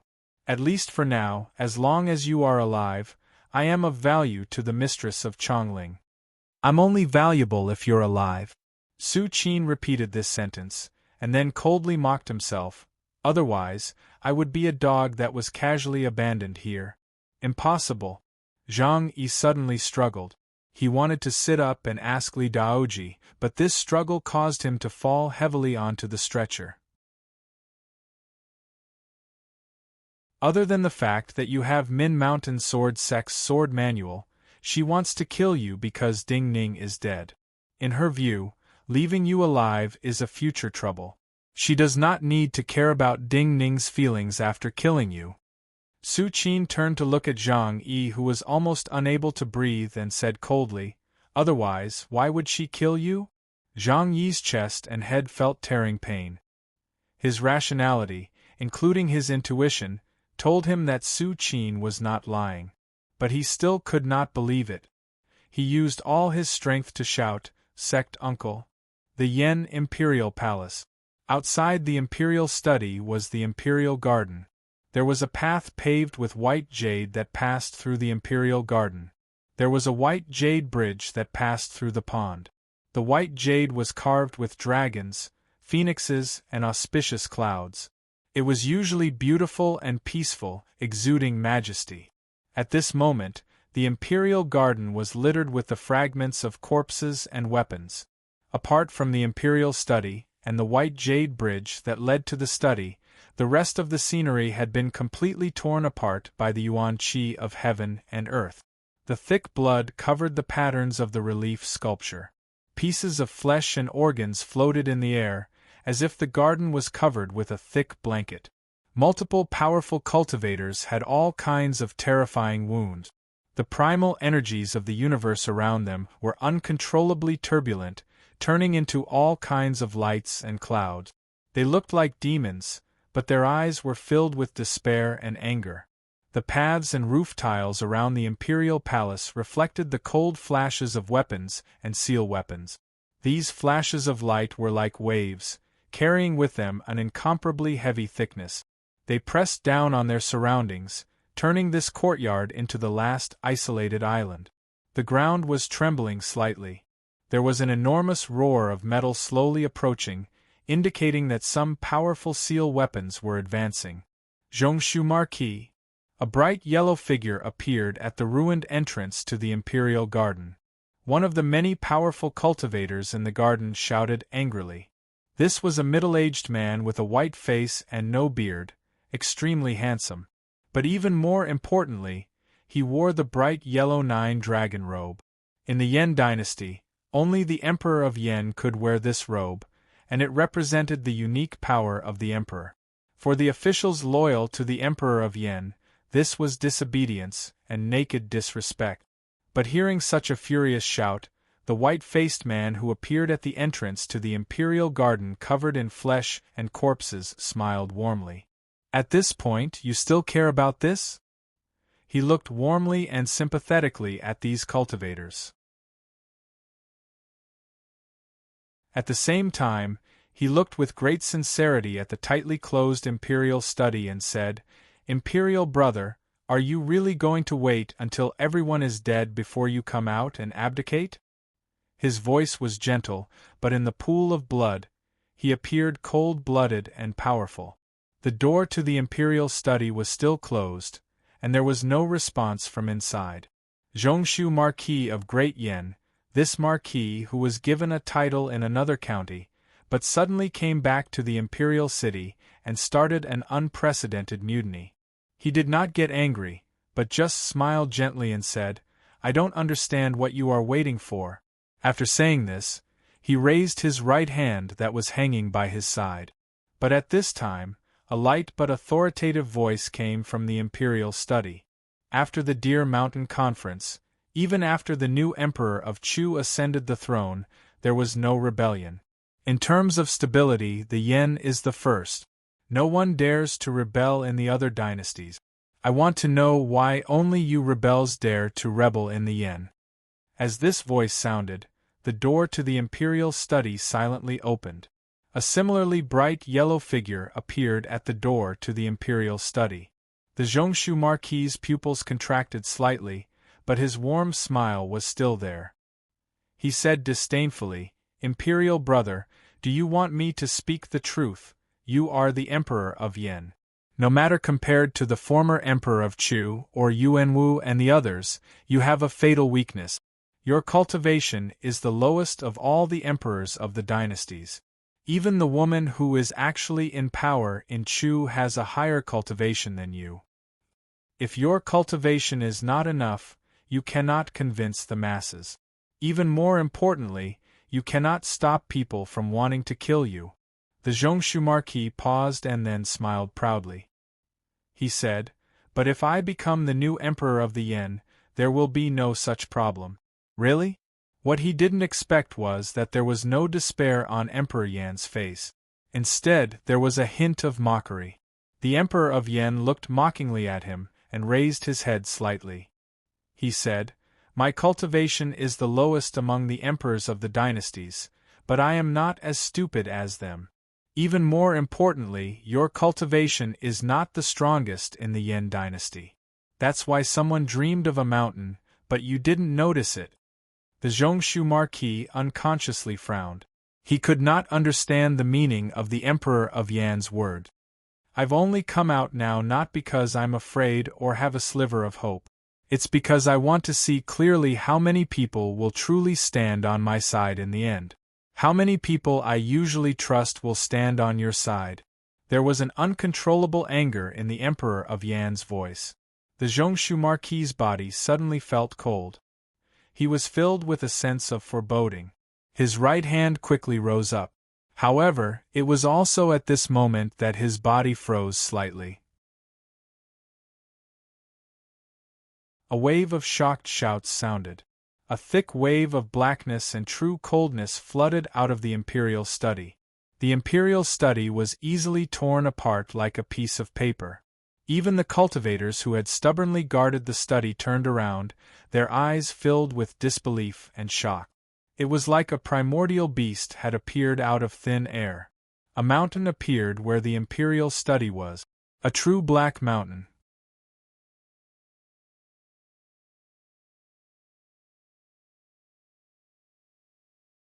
Chapter 498.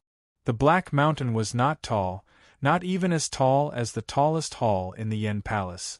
However, this Black Mountain brought a terrifying pressure to the senses of all the cultivators present. At this time, inside and outside the Yen Palace, many people had been to Deer Mountain and seen Yuanwu fight with the top grandmasters of the world. When the presence of the Black Mountain rose, these people uncontrollably trembled. This unique ghostly aura came from Qi. Only that grandmaster of the Qi dynasty had a black mountain like this. That Qi grandmaster had proven to the world at the Deer Mountain Conference that he was the strongest of all the grandmasters in attendance other than Yuanwu. The imperial study was destroyed, and what replaced it was the rise of the Black Mountain. There were no plants on this not tall Black Mountain, but there were countless tombstones. Each tombstone was different in terms of shape and material, and they were all wrapped in different black flames.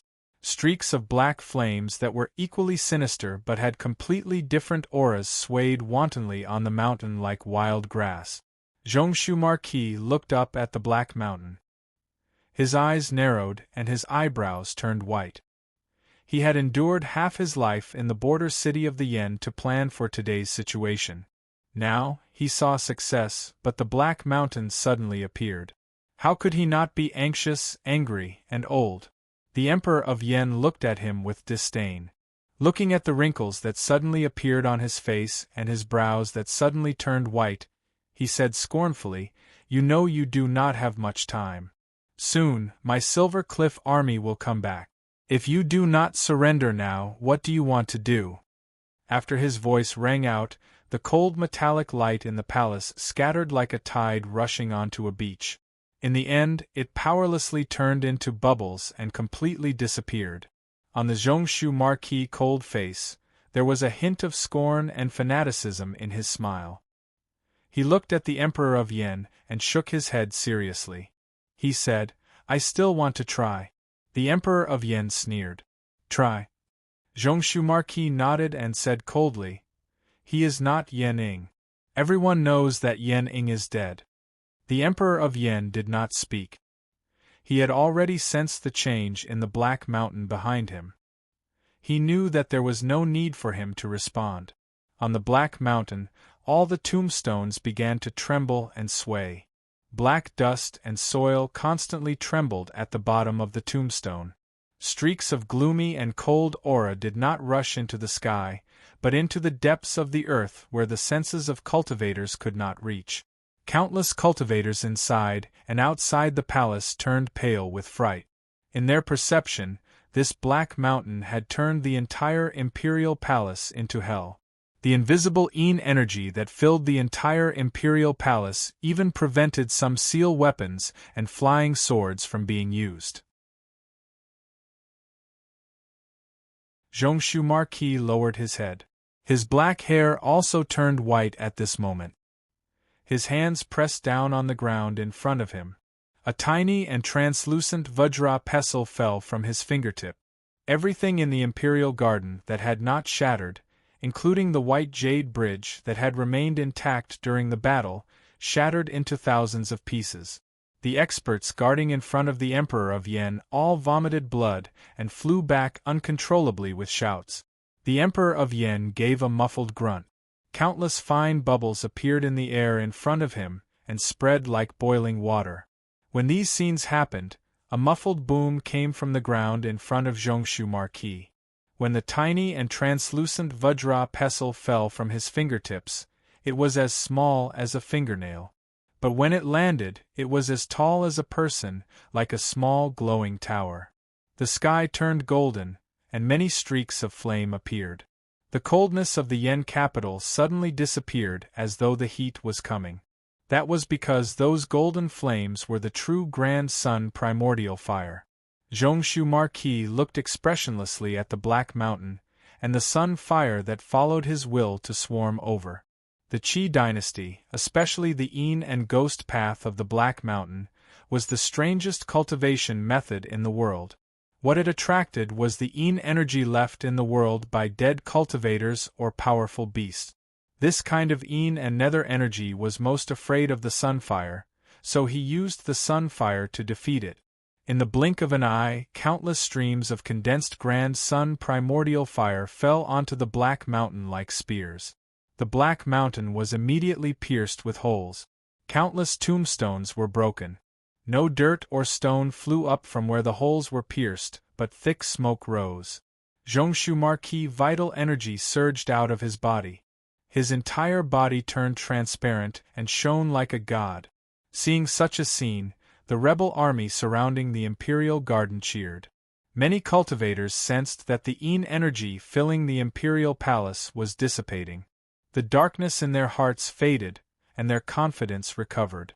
The Black Mountain was in ruins, and would turn to smoke and black ash at any moment. But at this time, in a valley near the top of the Black Mountain, a low shadow slowly split open. A black-haired youth sat up on the ground as if he had just woken up from a long slumber. His face was very white, so white it was almost transparent. There was life in his eyes, but there was no life in his body, not even a hint of warmth, like the frost on a tombstone in winter.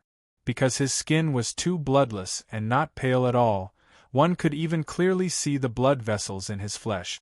The blood vessels in his flesh and blood were all black.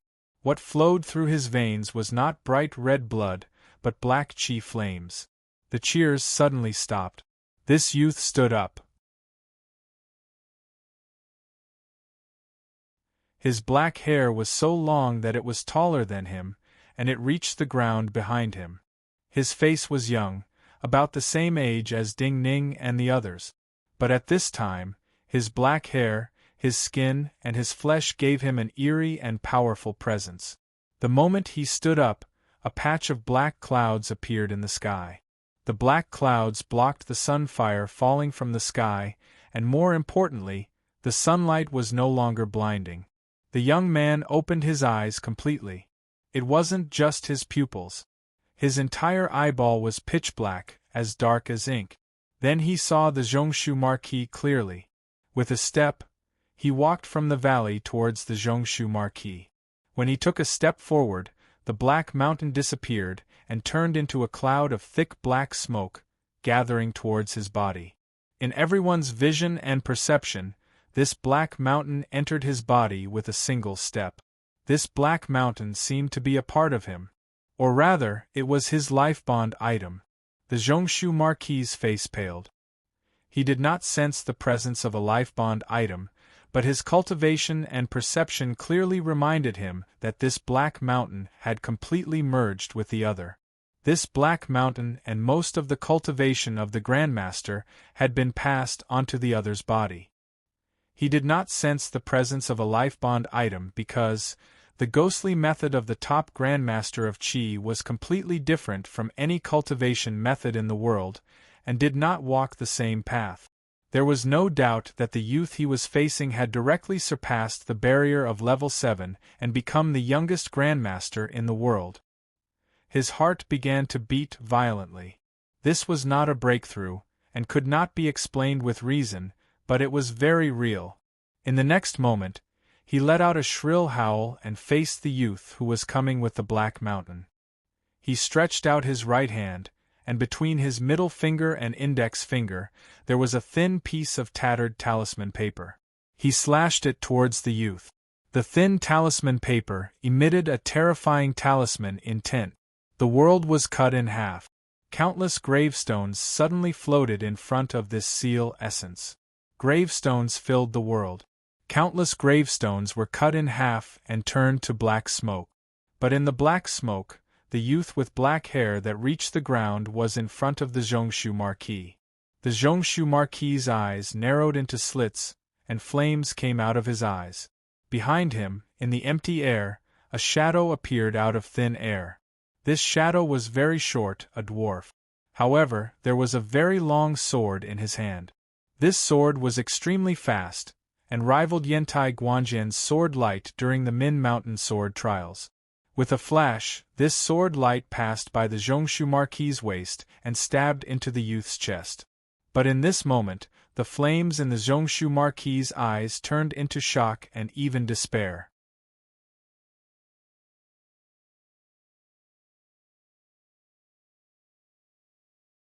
Chapter 499. The sword light pierced into the young man's chest, and the terrifying power of the sword began to destroy the young man's flesh and meridians. Because the speed of the sword was too fast, when it pierced into the young man's chest, it had already pierced through the young man's body, leaving behind a gaping wound. But this youth did not die. His movements did not even change. In Zhongshu Marquis's perception, this youth's flesh and blood were filled with countless gravestones. Then the youth's hand fell down. An enormous black gravestone appeared in the youth's hand. This gravestone smashed onto Zhongshu Marquis's body, and also onto the dwarf behind him who had attacked so quickly. There was an explosion. Zhongshu Marquis and the dwarf seemed to be hit by a black mountain. The ground under the two completely exploded, sinking down dozens of feet. Then in the next moment, it exploded outwards like a wave. Zhongshu Marquis and the dwarf vomited blood. Their bodies half sank into the ground as they plowed backward. The dwarf was behind Zhongshu Marquis, but his cultivation was much weaker than Zhongshu Marquis. So when his body plowed backwards, he was already dead. His body could not withstand any more power, and in the next moment, he exploded from the inside out, turning into a bloody mist. All the cultivators who could see the scene in the Imperial Garden were shocked. Even the Emperor of Yen could not disguise the shock in his eyes. No one knew the origins of this dwarf. In this moment, no one even saw his face clearly. But everyone knew that he was a terrifying swordsman, a Realm 7 Grandmaster.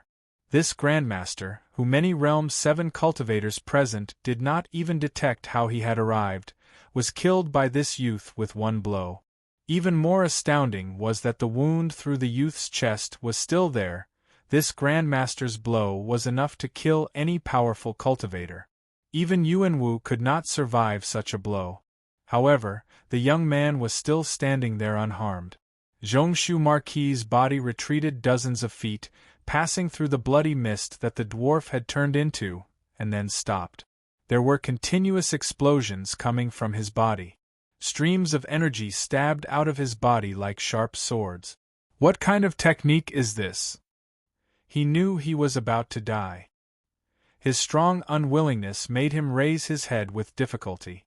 Looking at the wound on the youth's chest, he said, "How can you not die?" The young man with black hair that reached the ground looked at the dying hero and shook his head, saying, "No one can avoid death. It's just that there are some techniques that lead to life through death." Facing death to live? Zhongshu Marquis looked at the youth. His body shook as though he understood the meaning of the words. But in the next moment, he hung his head and died. The Yen Emperor also understood the meaning of these words. His expression was stern as he looked at the youth who had brought Black Mountain here. Thinking of everything the other had given up, he could not help but feel great respect. Then, he raised his head and looked at one of the halls in the palace. That palace was where the rebel army was located. Zhongshu Marquis was dead. The rebel army did not have a leader, but that did not mean there was no new leader in the rebel army. In front of the palace, there were 3 black iron towers that were almost as tall as the palace. These 3 tower-shaped seal weapons were inscribed with simple seal script. Each tower had a dozen lotus-like seats on it. Cultivators of the 6th realm sat cross-legged on these seats. The vital essence in their bodies continued to flow into the practitioner weapon. The enormous towers roared like lava was hitting each other. The tops of the towers gradually lit up as though something terrifying was about to surge out of the towers. There were several cultivators standing in front of the 3 towers. The one in the lead wore bronze armor. His extremely cold face was filled with countless complicated emotions at the moment. He was the great Yen dynasty's border marshal Yu Qi. Many powerful cultivators at the border had been able to appear here and start a rebellion because he had assisted Zhongshu Marquis. Now that Zhongshu Marquis had died, he naturally became the new leader of the rebel army. Yu Qi was one of the Yen Emperor's most important generals. He led 3 of the 7 border armies of the Yen. No one knew why he had betrayed the Yen Emperor. But as the 3 sky-reaching towers were activated, everyone knew he could not stop.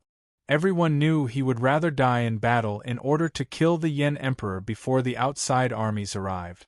At this time, he suddenly looked up. The sky turned black. This was a terrifying seal essence. It didn't just distort the sunlight above the Yen Imperial Palace, it even cut off the primal energies of the universe gathered by the 3 powerful seal weapons. Yu Qi felt a great chill in his heart. He sensed killing intent coming from behind him. The moment he turned around, he heard several shouts from his subordinate. A black-robed man appeared among the Yen border army generals behind the 3 seal weapons. This man had an indescribable noble aura as he walked gently between the cultivators. The cultivators behind him were like crumpled paper balls.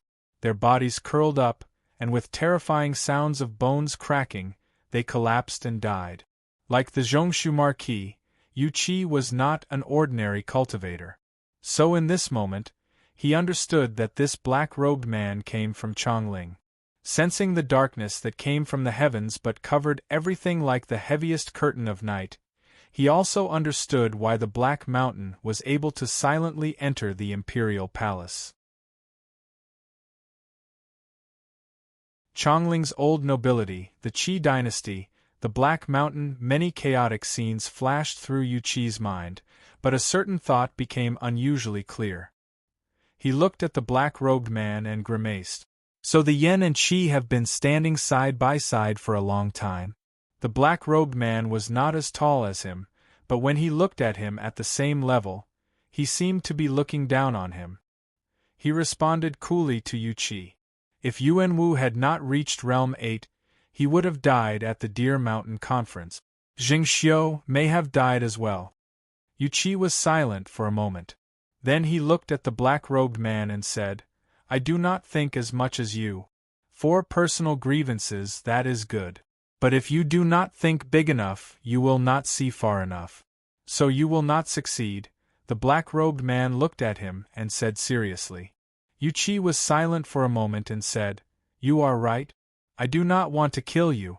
The black-robed man looked at him and said slowly, Since you cannot succeed, you do not need to make unnecessary sacrifices. Even if you are going to die, you do not need to take many people, including the entire Yan dynasty, to die with you. Yu Qi thought for a moment.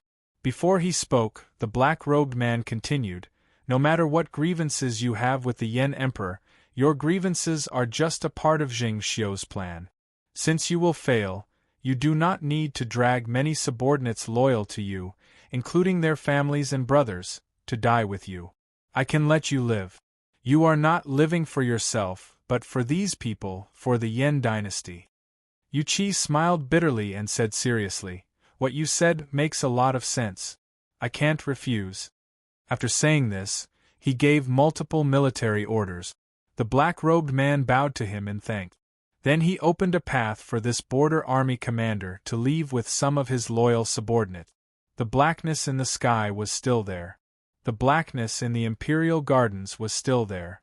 The contrast between heaven and earth was enough to make one tremble in fear. A yellow-robed man stood in the streets of the Yan capital with an umbrella. He looked at the blackness in the imperial palace, and his hands trembled slightly. A yellow leaf fell from the locust tree behind him, and was turned to powder by his trembling physical energy. In the imperial palace of Chongling, yellow leaves fell like rain. A yellow-robed man walked along the stone path, and respectfully handed a document to the palace attendant outside the empress' study. In Chongling, yellow robes did not mean the imperial family, but the empress family and Jiaodong commandery. The empress looked at the document the palace attendant handed her. A strange emotion appeared on her perfect and cold face. This emotion seemed to be emotion and also anger. Or maybe it was just a moment of days of memories. She was the only one who knew what it was. Ever since Yuan Wu ascended the throne, and the Bazin Kendo ground was destroyed in her hands, she gradually felt that everything was in her control. Even without that person, everything was as she wished. She seemed to be a god with the mandate of the heavens, omnipotent. But ever since the Min Mountain sword trial started, she seemed to have been losing. The more she lost, the stronger the shadow that person left in her heart became, and spread out as though it would take over her entire body. She threw the document into the brazier in front of her, and then slowly stood. She walked out of the study, towards the back of the study, and deeper into the imperial palace. Deeper into the imperial palace, there was a special torture room.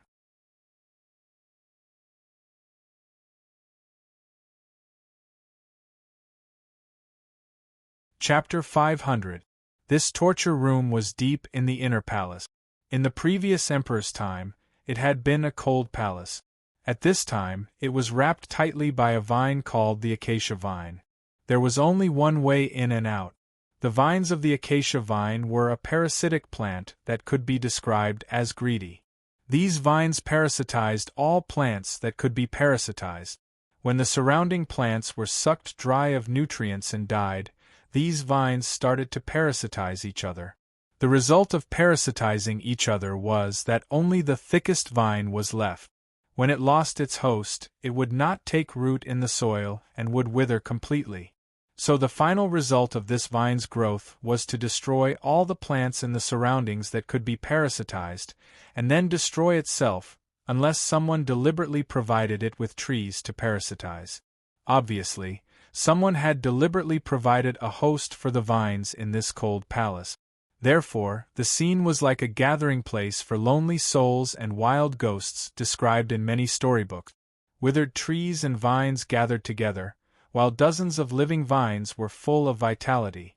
Their purplish-red skin looked like it was dripping blood. When the Empress stepped into this cold palace, these vines seemed to come alive and trembled in joy. These vines pierced through the sleeping quarters in the cold palace. The ceiling of the sleeping quarters was covered in withered vines and living vines, and the withered leaves formed a carpet below. Unlike the withered leaves of ordinary trees, the leaves of these vines were dark red even when they were withered, seeming to indicate the blood and cruelty of their growth. Shen Xian stood above the dark red withered leaves, his head bowed. Hearing the familiar footsteps, his expression did not change. Only his eyes were dyed dark red, and gave off an eerie and fanatical light.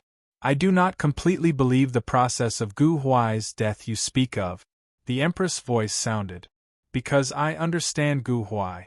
If he did not have the ability to defeat Zhan Mok, he would not have risked entering the Mountain of Ancestors. The Empress stopped at the door of the sleeping quarters. Her beautiful eyes looked emotionlessly at Shen Xian, who had his head bowed, waiting for his answer. Her appearance seemed to grow more perfect. But because she was more perfect, she did not seem like a person of the world, but a god. Shen Xian was silent for a rare moment in front of her. Then he slowly said, "You are right. I did conceal some things. I also acted against Gu Huai." "Why?" The Empress glanced at him and said, "You should know what Gu Huai means to me and the entire Qin dynasty." Her voice was calm and emotionless. She wasn't even surprised. Yet even though this was something Shen Xian had expected, he still couldn't help but feel cold. He did not control his body's reaction and let his body tremble slightly due to the real fear. Because I have selfish motives. He took a deep breath, his head still bowed. He said, "I want to live. I want to return to Chongling." The Empress quietly raised her head. Her extremely beautiful eyelashes fluttered slightly. Then she looked at the master of the great floating water prison, who had lost an arm. She asked simply, "Gu Huai is dead.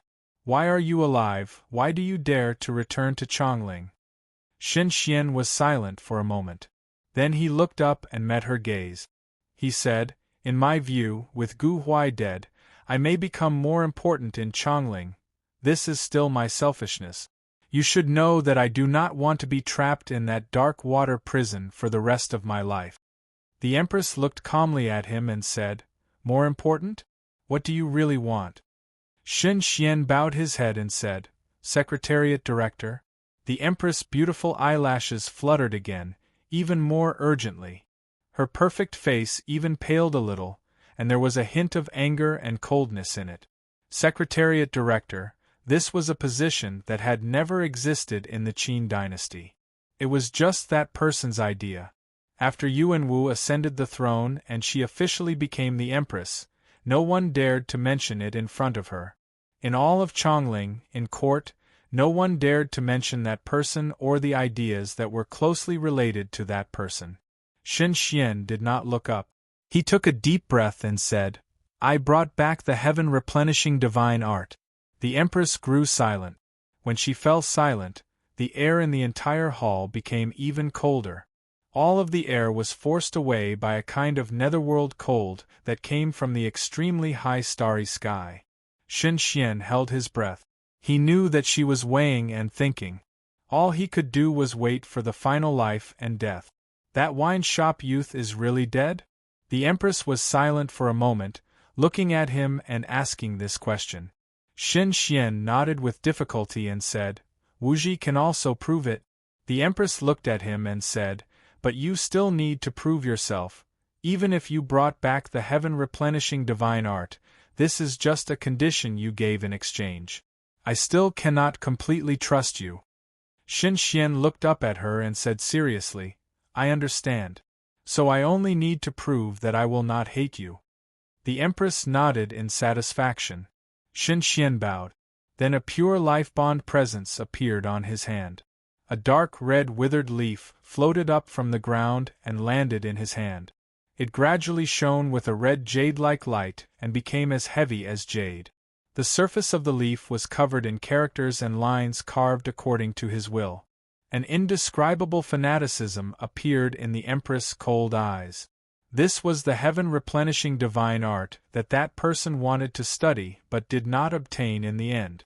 Now it was finally in her hands. When this red jade-like leaf landed in her hand, and she sensed the presence rippling from the profound lines, her body trembled slightly. She was certain that this record was not fake. She did not say anything else and turned to leave. "Official Shin, please excuse me." A yellow-robed cultivator walked out of the vines and smiled at Shin Xian. He opened the box he carried with him, and brazenly opened it in front of Shin Xian. Then he roughly inserted a bottle of medicinal liquid through a hollow needle into a vein on Shin Xian's neck. Shin Xian gave a hurried grunt. His feet were like iron hammers as he hammered the ground. "Official Shin, you taught me these moves? Similarly, I am here thanks to you. Lord Shin, compared to me, you're still lucky. As long as you can make it through, as long as you say the same thing as what you said to the Empress, there's still a great future waiting for you outside. Therefore, Lord Shin, please don't hate me." Seeing Shin Xian's face twist in pain, the yellow-robed cultivator laughed. His features were twisted and filled with cruelty and pleasure. In the next moment, he did not care about Shin Xian's feelings at all.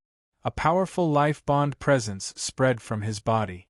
The enormous vines hanging above suddenly moved like pythons and fell down, binding Shin Xian tightly and hanging him up. Dozens of steel needles pierced deep into Shin Xian's body. The different medicinal powers caused Shin Xian's body to twist and even start to tear. This yellow-robed cultivator did not even make any extra movement. Because of his violent twisting, Shin Xian was a bloody mess and could not be seen.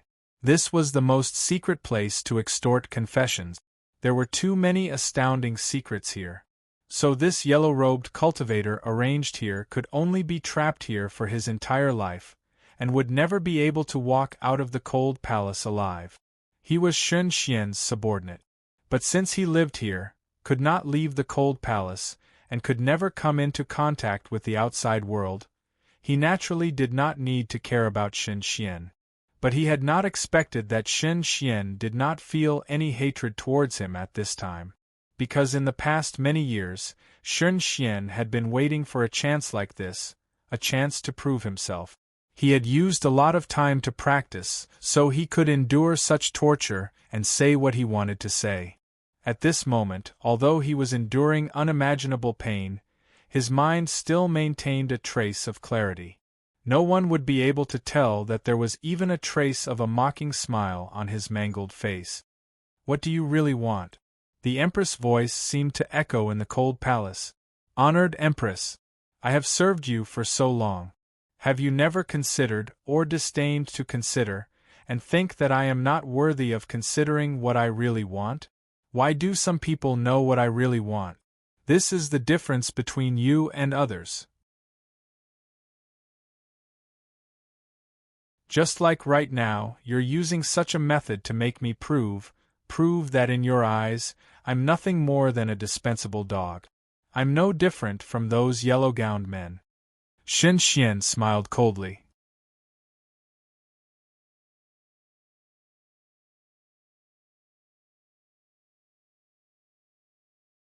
Chapter 501. A carriage was passing through a mountain pass. This side of the mountain pass was the territory of the Qin dynasty, and the other side was the territory of the Chu dynasty. A Qin general rode on a horse and looked at the carriage heading towards the Chu. His red cape flapped in the wind like a war banner. In the previous chaos in Chongling, we lost to the Chu and were forced to give up Yangshan commandery. For the Qin army, this is a great humiliation. But in my view, today's humiliation is even greater than Yangshan commandery being given up. This Qin general looked down and said coldly, "That wine shop youth's cultivation advancement in Chongling, and everything he did before and after the Min Mountain sword trials is admirable. On the Wuji battlefield, he achieved great feat. Yet after he died in battle, his only relative was sent to the Chu as a secret exchange." She is very cold, so cold that people cannot help but think of what will happen to the people around them after they die. I heard that back then. Li Lingjun asked for this woman at Falling Parasol, but this wine shop youth retorted with a few words. That wine shop youth was not even a cultivator back then, but he was able to protect the Chongling woman. Now we have strong soldiers, but we have to watch this woman be sent to the Chu. So sad and laughable. There were many generals behind this Qin border general who were waiting on horseback like him. But when they heard his furious words, they did not speak. One reason was because they did not have such high status and did not dare to judge so directly. Two was because they knew that if they could not control their emotions, they would cause this general's emotions to worsen and be harder to control. In the carriage, Zhang Sun Qianxue sat coldly as usual. She was about to go to the Chu. This was the first time she had left the Qin dynasty and entered the territory of another dynasty. For her, leaving Chongling had a different meaning. I accepted your arrangements because even Gu Huai died at your hands. I acknowledge your abilities, but this does not mean I have forgiven you. Horses whinnied in front of the carriage. Zhang Sun Qianxue sensed a familiar presence. She looked up slightly. A layer of frost flashed on her unforgettable beautiful face. A group of Chu soldiers was waiting. After the document was handed over, a middle-aged man who looked like a strategist came to the carriage that had stopped in front of the Chu dynasty. He lifted the curtain and glanced at Zhang Sun Qianxue. He nodded at the Chu generals as though he was confirming something, but then he did not return to the chariot he had been on before. He boldly bent into the carriage and sat down opposite Zhang Sun Qianxue. The carriage was not wide for the two people. The middle-aged man nodded in greeting. His voice was filled with emotion, but it only echoed in the carriage. Long time no see. This was the tone of a true old friend. So this was a true old friend. I had not expected you to still be alive. Zhang Sun Qianxue did not look at this middle-aged man whose hair was white. She turned her head in disgust and looked at the curtains swaying in the wind. She said coldly, Lin Zhujiu put in a lot of effort in arranging for you to meet me. But other than meeting a few more times, is there any difference between you and them to me? The middle-aged man smiled bitterly. After a moment of silence, he looked at her and said seriously, in reality, you should not hate him because there are some things you do not understand. Zhang Sun Qianxue frowned in even more disgust. She said, these are matters that have already been decided. Is there any meaning in mentioning these things? The middle-aged man's expression grew more solemn. He nodded and said, even if these are matters of the past, everything has right and wrong. Lin Zhujiu had me come to see you, not because I once studied with you and am your senior sect brother, but because you should know that I never lie. Zhang Sun Qianxue was silent, because she knew this man spoke the truth. This man also came from the old nobility and had once shared a master with her. But in the end, he became close to the Bazin Kendo ground. His name was Gong Shuji. Originally, one of the positions of the two ministers should have been his. Not because of his birth and cultivation, but because of his straightforwardness. He always spoke of right and wrong and never lied. You do not know everything about what happened in the past, or rather, it is one-sided. Gong Shuji looked at the silent her and slowly said, it was his idea for the Shang family to lead the reform. But the Shang family offended the interests of most of the nobility. In order to temporarily avoid chaos and calm some people's anger, the Shang family was made the scapegoat. This had nothing to do with him. At the time, he was in the Chu. When he received the news and returned, the Shang family only had an orphan girl left. Because of this, he was on the verge of breaking with Yuanwu. The world thought that he would do anything to achieve his goal, but in reality, his mistake was to believe Jing Xiu. Gong Shuji looked at Zhang Sun Qianxue, whose lips were tightly pressed together. He slowly said, that year, when he fought with the Wei, He had Jing Xiu stay in Chongling to restrain Yuanwu. In reality, at that time, he and your family, including the other families, had almost finished their discussions. They had discussed what each family would do in Chongling in the future, and made them marquises. As long as the Qin dynasty can continue to expand, the land will not be completely sealed. Gong Shuji looked at Zhang Sun Qianxue, whose eyelashes were starting to flutter. He took a deep breath and slowly said, but he did not expect Jing Xiu to stand with Yuanwu. He did not know that 4 great families were destroyed in one night. This was the key to his complete break with Yuanwu. The last thing he and Jing Xiu planned was for the Bazin Kendo ground to peacefully leave Chongling. But he had not expected Yuanwu and Jing Xiu to attack first. Zhang Sun Qianxue's lips were pressed into a line, but the corners of her lips trembled. You say that he did not know anything about these things? If you do not even believe what I say, there is another person who can prove it. Gong Shuji looked at her, who finally spoke and said seriously, Yi Xiao knows that these matters have nothing to do with him. Zhang Sun Qianxue looked up. This is already a matter that has been decided. Is there any meaning in mentioning this? She slowly said this again. This was the second time she had said this. Of course there is meaning. Gong Shuji looked at her and said softly, he was in a hurry to return to Chongling because he feared you would risk your life to fight Jing Xiu, but in the end, he did not expect Jing Xiu to be so cold, and use the lives of so many people to force him to appear. Zhang Sun Qianxue was silent. The cold wind beat against the window curtains. The light that occasionally passed through the window was unusually blinding, and made people's eyes ache. However, Gong Shuji did not stop there. He looked at her even more seriously and said directly, you should know that he did not treat you like Miss Shang, out of guilt. He always admired you, but because he met Jing Xiu first, he could not accept your feelings, so he could only think of you as a confidant. At least, in my view, if there was no Jing Xiu, if he did not meet Jing Xiu, the first person he would like would be you.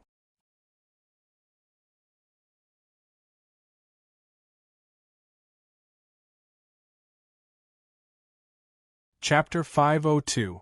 To seriously discuss whether a person who was no longer in the world liked someone back then, whether he treated that person as an ordinary friend or a confidant, especially if one of his lovers did not exist, and if he would fall in love with someone else, this seemed to be a very boring matter.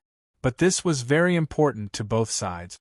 For Gong Shuji, this was one of the last wishes of the person he respected the most and followed his entire life. He knew that person back then had always wanted to find Zhang Sun Qianxue and resolve Zhang Sun Qianxue's misunderstanding of him. For Zhang Sun Qianxue, the meaning was even greater. She was the eldest miss of the Gongsun family in Chongling. Before the rise of the Bazin Kendo ground and the Yuanwu reform, the most powerful people in Chongling were the old nobility led by the Gongsun family. Her status was even nobler than the princess of the Qin dynasty. She met that person and fell hopelessly in love with that person. However, when that man walked together with Jing Xiu, not only did he reject her love, he even turned around and destroyed the Gongsun family. The enormous Gongsun family had so many people, but in the end, she was the only one left. Even more importantly, the Gongsun family had once had a chance to deal with him. Because of her relationship with that person, they gave up on a killing plot and allowed that person to grow. From a certain point of view, the Gongsun family believed that person's feelings for her. Even if Jing Xiu was there first, he would not betray her. Being rejected, being deceived, and being used were completely different things. She was silent at this moment, but her tightly pursed lips couldn't help but tremble slightly. You should know him well. If he was not the person you thought he was, Jing Xiu's method would not have succeeded. He would not have been willing to die in battle in Chongling to save some people. Looking at Zhang Sun Qianxue, whose lips were trembling, Gong Shuji did not stop speaking. He looked at Zhang Sun Qianxue and said directly, from a certain point of view, Jing Xiu is more mature than you. She understands him better than you. The temperature in the carriage plummeted. True blue-black ice appeared in the carriage, along with Zhang Sun Qianshue's breathing. There was no change outside the carriage, but within the cramped space of the carriage, there was a terrifying killing intent. Zhang Sun Qianxue said slowly and coldly, "Are you saying that I shouldn't have suspected him at all? He was the person in charge of all of Chongling back then. While young, he was the leader that all of you respected. My family was massacred in Chongling. You tell me that I should not suspect him? Time will tell." Gong Suji knew that she could easily kill him with her present cultivation, but he did not feel any fear. He looked seriously at her and slowly said, "At least, when he died in battle in Chongling, you should have understood." Yuan Wu and Jing Xiu burned so many books and killed so many people. Did they not want to push the blame on him? Zhang Sun Qianxue took a deep breath. The blue-black ice and snow in the carriage disappeared. She shook her head coldly and said, "Maybe he does not think so. Maybe he wants to live after death. Maybe the 9-death silkworm has a way to revive the dead." Gong Suji looked at her like he was looking at a monster. There is no way to revive the dead in the world. Even if there is, when a person's physical body and mind have completely collapsed, to revive the dead, that is a truly heaven-defying method. I fear this is no different from ascending to the legendary Realm 9. Who can guarantee that nothing will go wrong? If one cannot guarantee that nothing will go wrong, who will die first and then live, and use their own life as a bet? After a pause, he could not help but have some disdain at the corners of his mouth. If it was Jing Xiu or Yuan Wu, they would naturally endure, and find a perfect opportunity to counterattack and take revenge. Zhang Sun Qianxue was silent for a long time and said, "Just like how he trusted Jing Xiu, after many years, the only thing I learned is to not easily trust anyone. I want to see Yi Xiao. As long as you are willing." Gong Suji nodded again and said sincerely, "He should want to see you more." Zhang Sun Qianxue's expression recovered its usual coldness. Hearing the sound of the carriage wheels, she turned to look at the fluttering carriage curtains and said softly, "So the Bazin Kendo ground has not truly disappeared in these years. You can be in the Chu, and have the Chu and Jing Xiu reach an agreement to send me safely to the Chu like a trade item. This means that all of the Chu dynasty belongs to the Bazin Kendo ground?" Gong Suji laughed. "You can say that." His smile was slightly bleak and without pride. He knew very well what price the Bazin Kendo ground had paid. Min Mountain Sword Sect, above the snow line. Bailey Sushue's figure was colder than an unmelting glacier. Jing Liuli stood below him, her body trembling slightly. Bailey Sushue also had a leaf in his hand. This leaf was also dark red, like it was made from dried blood, and also had many profound lines. Jing Liuli could not comprehend the meaning of these profound lines, but she had studied seal lines like this before, so she was familiar with the special presence these lines gave off. This could only be the ultimate skill of Min Mountain Sword Sect. Shen Xian had sent this leaf to Min Mountain Sword Sect before returning to the Imperial Palace. The heaven-replenishing divine art had landed in Shen Xian's hands.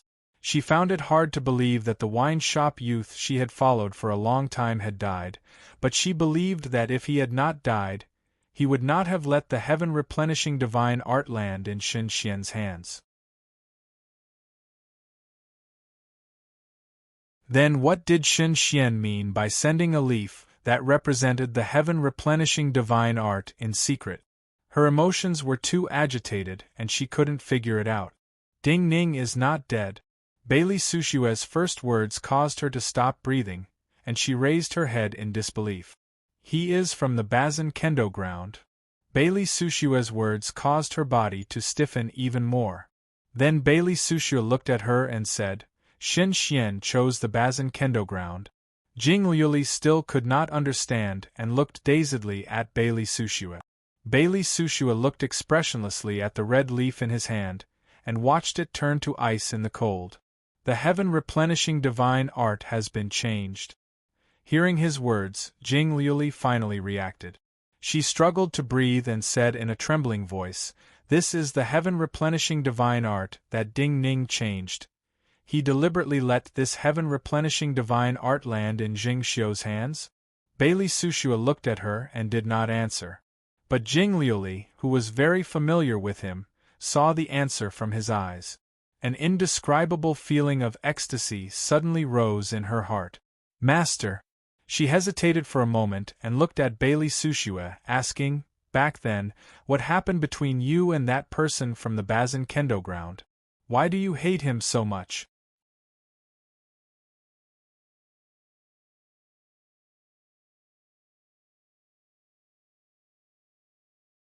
Chapter 503.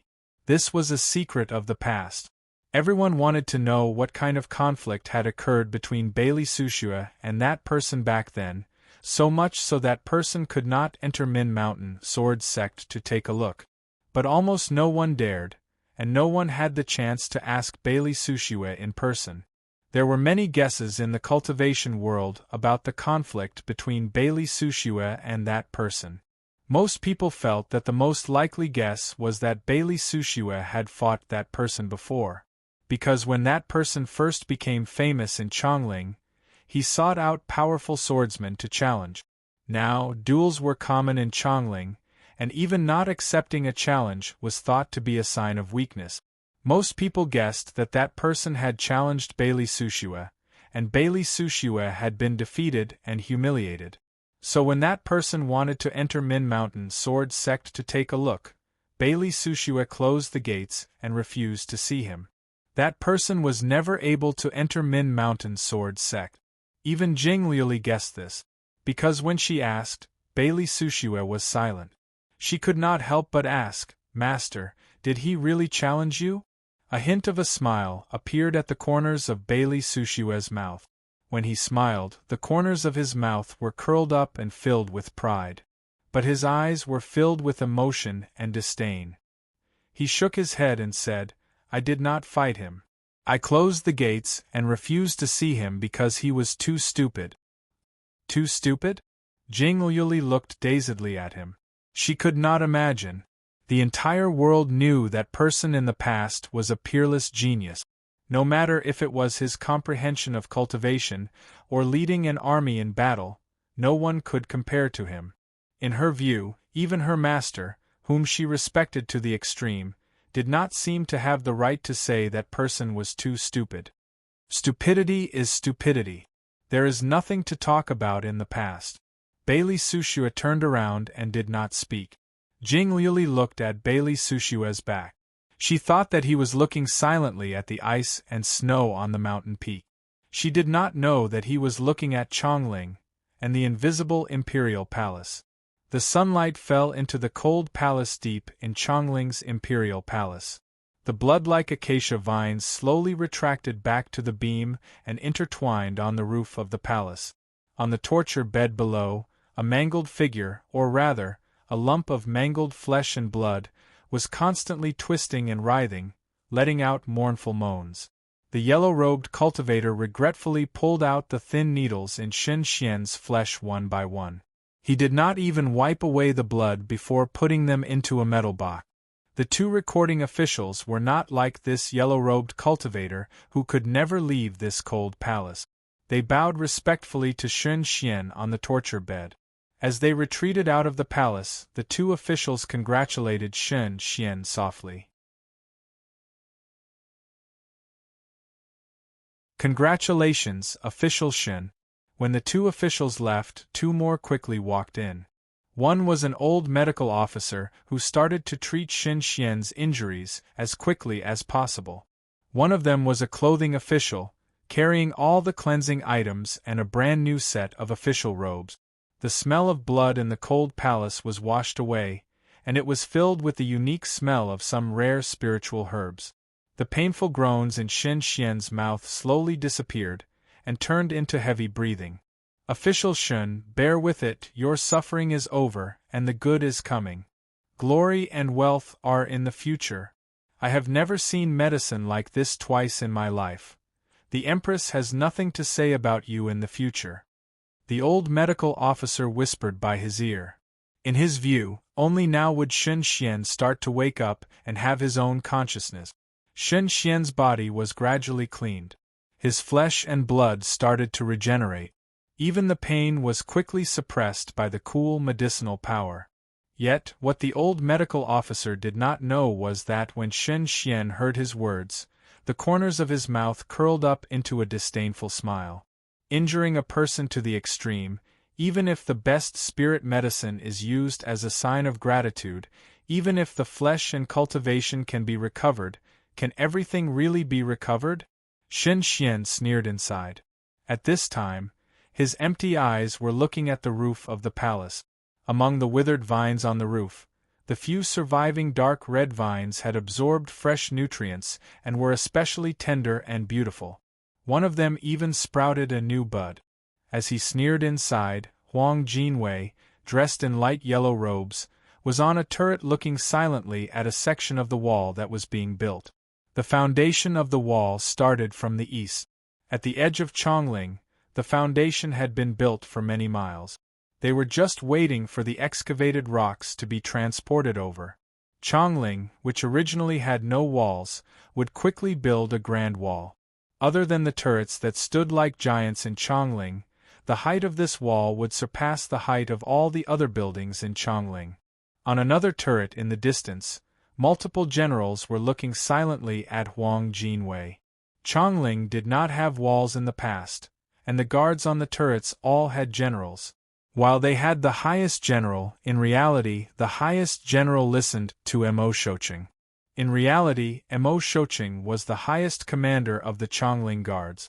While the Martial Bureau had camps inside Chongling, and all the armies outside Chongling were under the command of the Martial Bureau, the city guards were still an important and powerful force.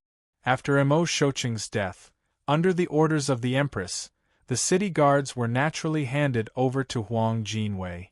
Huang Jinwei was Mo Shouqing's student, and usually studied with him. None of the generals of the city guards had any objections to him taking over Mo Shouqing's position. Yet what they found hard to understand was that Huang Jinwei had originally been a bureau chief. When the city walls were built, and the city guards were handed over to him, Huang Jinwei's power naturally surpassed the other bureau chiefs and marquisate establishments. What they found even harder to understand was the new news coming out of the imperial palace today. The cruel official Shen Xian, who had been in charge of the great floating water prison, was going to become the secretariat director of the Qin dynasty. For ordinary middle and low-ranking officials, the words secretariat director might not mean much, but for these high-ranking officials who had experienced the changes of the past and the Bazin Kendo ground, the words were too shocking. The world knew that the Qin dynasty had quickly grown strong because of the Bazin Kendo ground. The Bazin Kendo ground had pushed the Qin dynasty reform. But most people only knew that the ones in charge of the reform were the Shang family, and did not know that other than the Shang family, there was also the Li family. The Li family changed the law, the Shang family changed the ancestral law. The Li family's heavy punishment and some of their ideas surpassed imperial power. Even more importantly, the secretariat director was one of that person's ideas, and an official position above the bureaus. These high-ranking generals who guarded the city could not understand why the Empress would activate the secretariat decree again. But they were certain that if this news was true, then in the future, Chongling would have two more leaders who were close to or even equal to the two prime ministers. One was Huang Jinwei, whom they were following right now. The other was Shen Xian, who had walked out of the great floating water prison, fighting in the north and south, hoping to be made a marquis. In the end, he is not as good as a cruel official who walked out of the torture room. One of the city guards shook his head with a cold smile. He said this because he thought of the Tiger Wolf Army General Liang Lian who had died. His mood right now was slightly discontent, and represented the mood of most of the generals. What we think is not important. Another general next to him glanced at him, and said with slight disdain, "I am just curious about the Holy One's mood. What does the Holy One think about her actions?"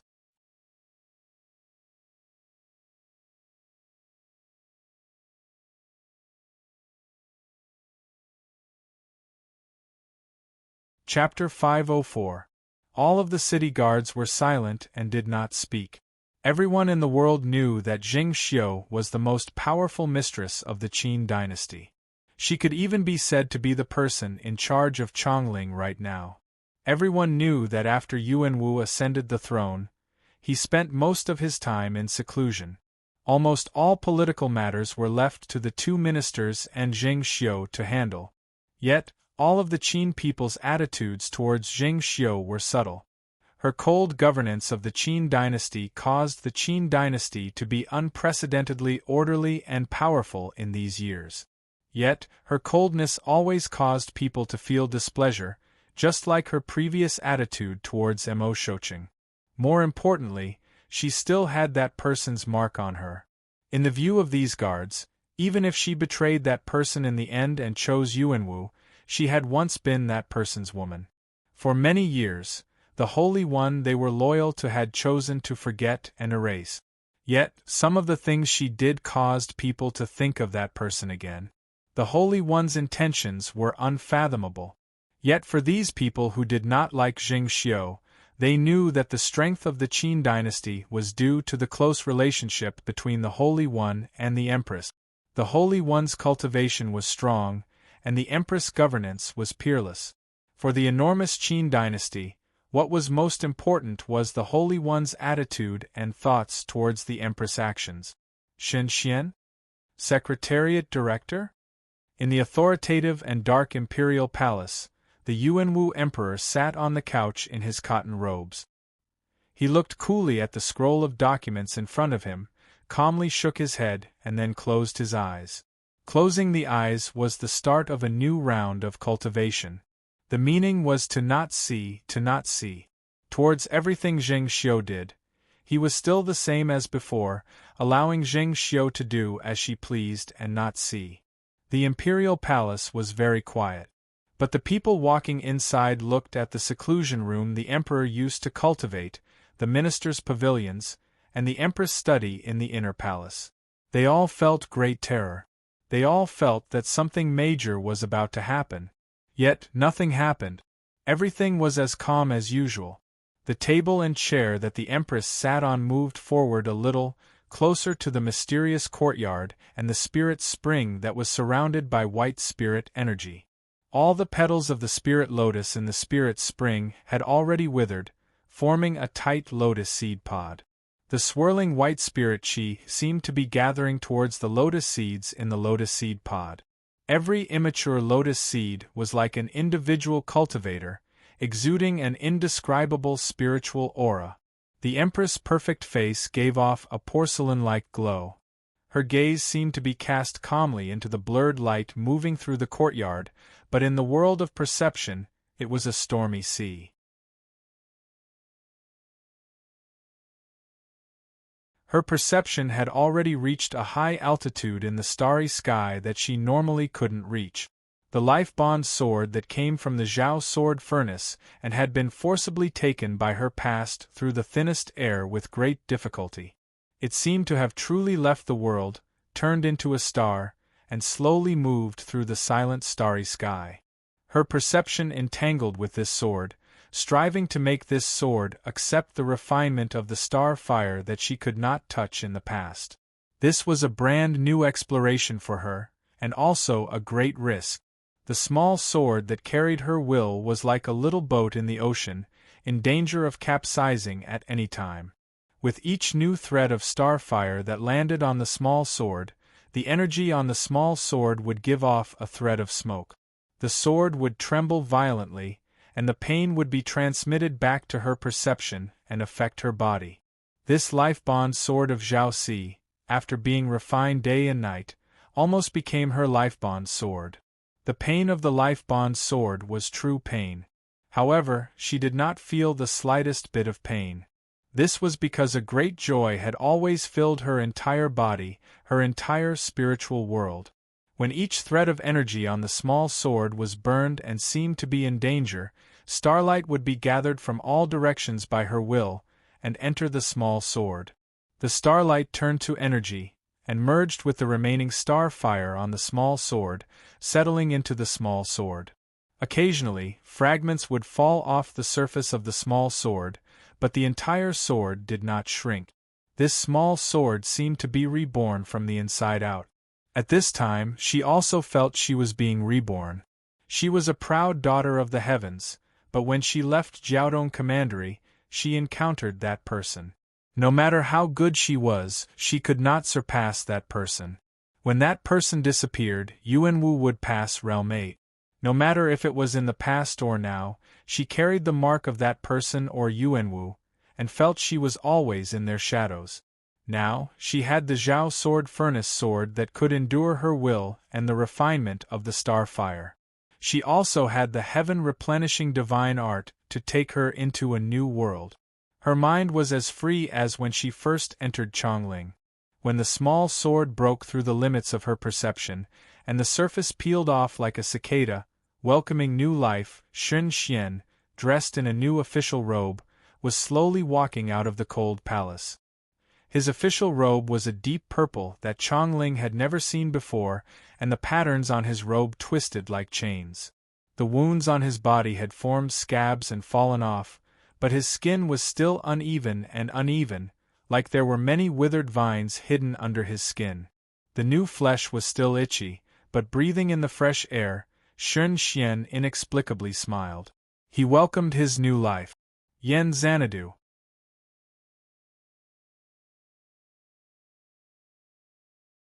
A rebellion started by an outer king had been completely quelled. Many troops from other counties had begun to withdraw, and the people began to busy themselves with their livelihoods. The people of Xanadu had seen too many bloody incidents like this. As long as it was not carried out in their own small courtyards, most of the major incidents would just become a topic of conversation after a meal. Corpses were still being cleaned out of the streets that had been most damaged in the battle. A general wearing bronze armor sat tiredly on a collapsed wall. He looked at the corpses of his subordinates that were being cleaned out. The bitterness and helplessness in his eyes grew thicker and thicker. Nearby, there were many patrolling imperial palace guards. When they looked at this mountainous general, their eyes were filled with admiration and awe. This general was the famous general of the Yen dynasty, Fan Yuqi, the general of the Yen North Army. The awe naturally came from the strength Fan Yuqi had shown in leading the army in this rebellion. The envy came from this rebellion had caused many generals above this general to die. This general seemed to have naturally risen in rank, and would be the first person to reorganize the army. If a person wanted to become a king and a marquis, they needed some astounding encounters. However, for Fan Yuqi, he knew very well that the reason he was able to sit here alive in the end was because he had many fearless warriors under his command, and also because there were many powerful outsiders in the alley he was fighting in. The general raised his hand, and a subordinate with a grave and stern face, whose eyes were filled with grief, came to his side. "Give this to the outsider called Wang Taishu." He took out a commander's seal and handed it to his subordinate. He slowly said, "Tell him I owe him a favor."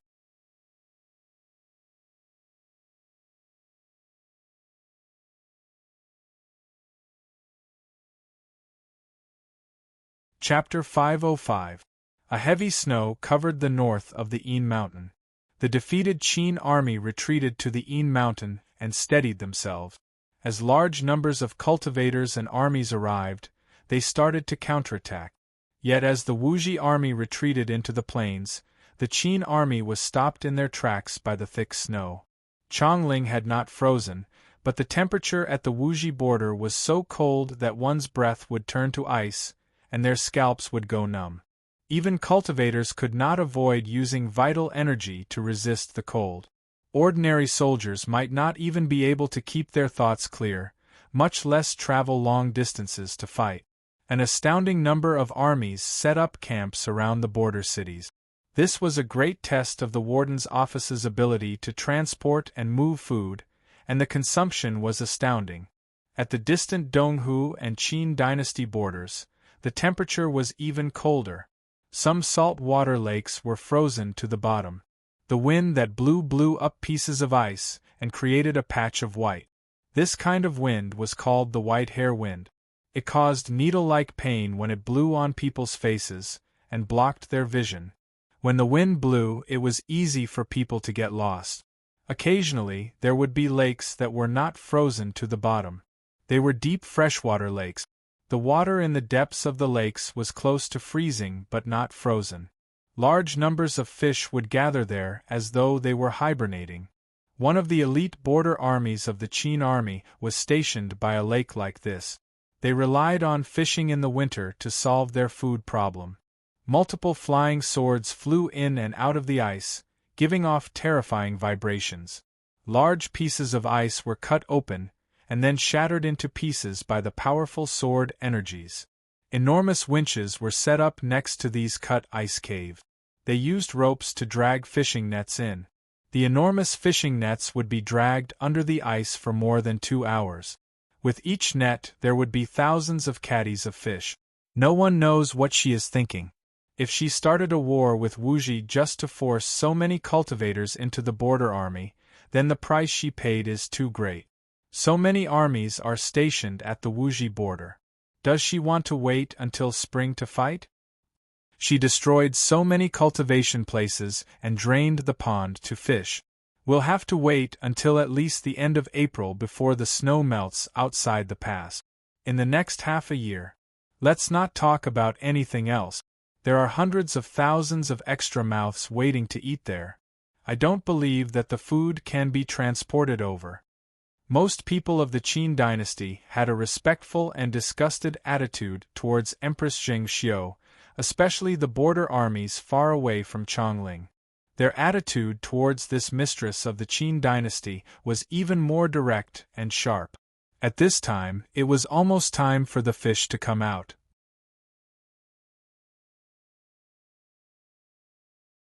It was a matter of food for the winter. Several Qin generals, wearing thick black cotton robes under their black armor, sat on the carriages. They did not look at the ice caves where the fish came out. Instead, they gathered together and discussed the latest military intelligence. What's there to not understand? A slightly immature voice that carried the coldness of the Arctic ice sounded from the side. Although the Great Qin has destroyed the Han, Zhao, and Wei dynasties, most of the credit goes to the cultivation grounds. Some cities were paved with just a few swords. Especially since the Han, Zhao, and Wei dynasties are closest to our dynasty. Even after so many years of war, the grain carriages of the Qin dynasty did not travel far. Just like doing business, when a shop opens, even if one product is selling well, it needs to be sold in small batches first. Then we will see if the goods and the workshops can keep up. In the words of our trade, it can be turned. If it can be turned and it goes smoothly, then we can slowly increase the quantity. Often we need to do a few big deals before we can see if the workshops, workers, and shopkeepers can keep up with the bigger deals.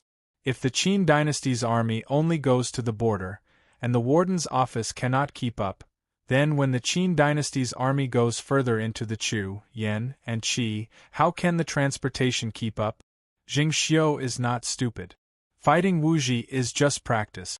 If it goes smoothly, it will go smoothly against the Chu, Yan, and Qi.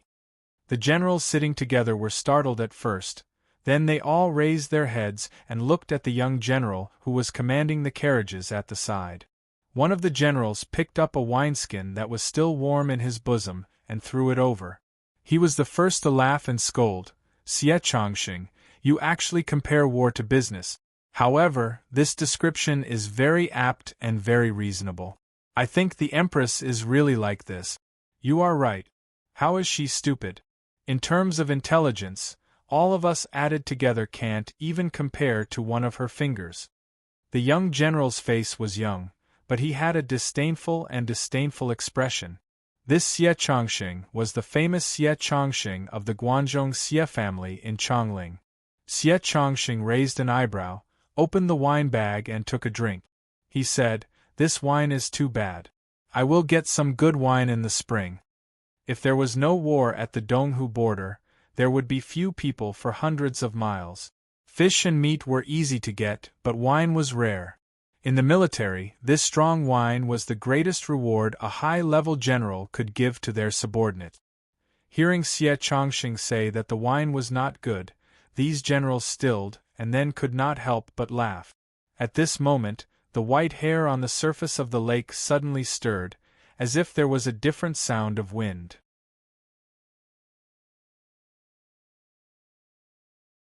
The general's breathing immediately stopped, but in the next moment there were several short whistles. The general's expressions relaxed slightly, but they were puzzled. Looking in the direction of the sound, the vital energy of these generals flowed, and their eyesight increased greatly. 3 figures slowly appeared in the white wind. The 2 at the front were hunched over by the thick white fur blanket they wore. Behind them was a slender figure who seemed to be wearing an ordinary fur robe. "Do not worry, it is also someone from Guangzhou." Xie Chongqing's cultivation was naturally not as good as these generals, but he only saw the general appearance of the slender figure. He sneered and said, "Guangzhou?" The generals gradually saw that the slender figure was a young man about the same age as Xie Chongqing. They were even more confused. However, when the young man came closer, they felt a chill in their hearts. They felt that the sword intent this young man cultivated was somewhat extraordinary. Originally, Ding Ning was the last disciple of White Goat Cave, but he forced his way in and became Shui Wangshu's last student. Xie Chongqing adjusted his collar, threw the wine bag back and said, "Shen Yi." These generals immediately reacted. "Xie Chongqing, you are here as expected. Searching for someone in this kind of weather, you think you are a Realm 7 cultivator? You are not afraid of being frozen into ice." When the 2 young people met, one was overjoyed, the other sneered. Seeing Xie Chongqing's attitude, Chen Yi suddenly became sluggish. "What are you doing here?" Xie Chongqing turned his head and did not look at him, only at where the fish had come out. White energy shrouded the ice caves where the nets were, and there was the sound of large fish splashing through the water. Shen Yi froze for a moment and said in a trembling voice, "Senior sect brother Ding Ning. If you have come just to tell me that your senior sect brother died in battle at the Mountain of Ancestors, then I can only say that you are too stupid." Xie Chongqing's expression darkened and he interrupted him. "Since I can come to the Donghu border army, do you think I do not know what is happening outside?" Chen Yi raised his head. His eyes seemed to be a little red from the wind, but he stubbornly looked at Xie Chongqing and said, "I didn't come here to tell you this, I just have a few words to say to you alone." Xie Chongqing frowned but did not say anything. He only nodded at the generals and walked downwind. It wasn't until he was surrounded by a vast expanse of whiteness and the cold wind whistled past his ears that he turned around and stopped, looking at Chen Yi and saying, "Speak. Can you not hate the Empress?" Shen Yi looked at him and said seriously. Xie Chongqing's frown deepened. "What idiotic things are you saying? Your actions do not just represent yourself, but will drag down the entire Xie family."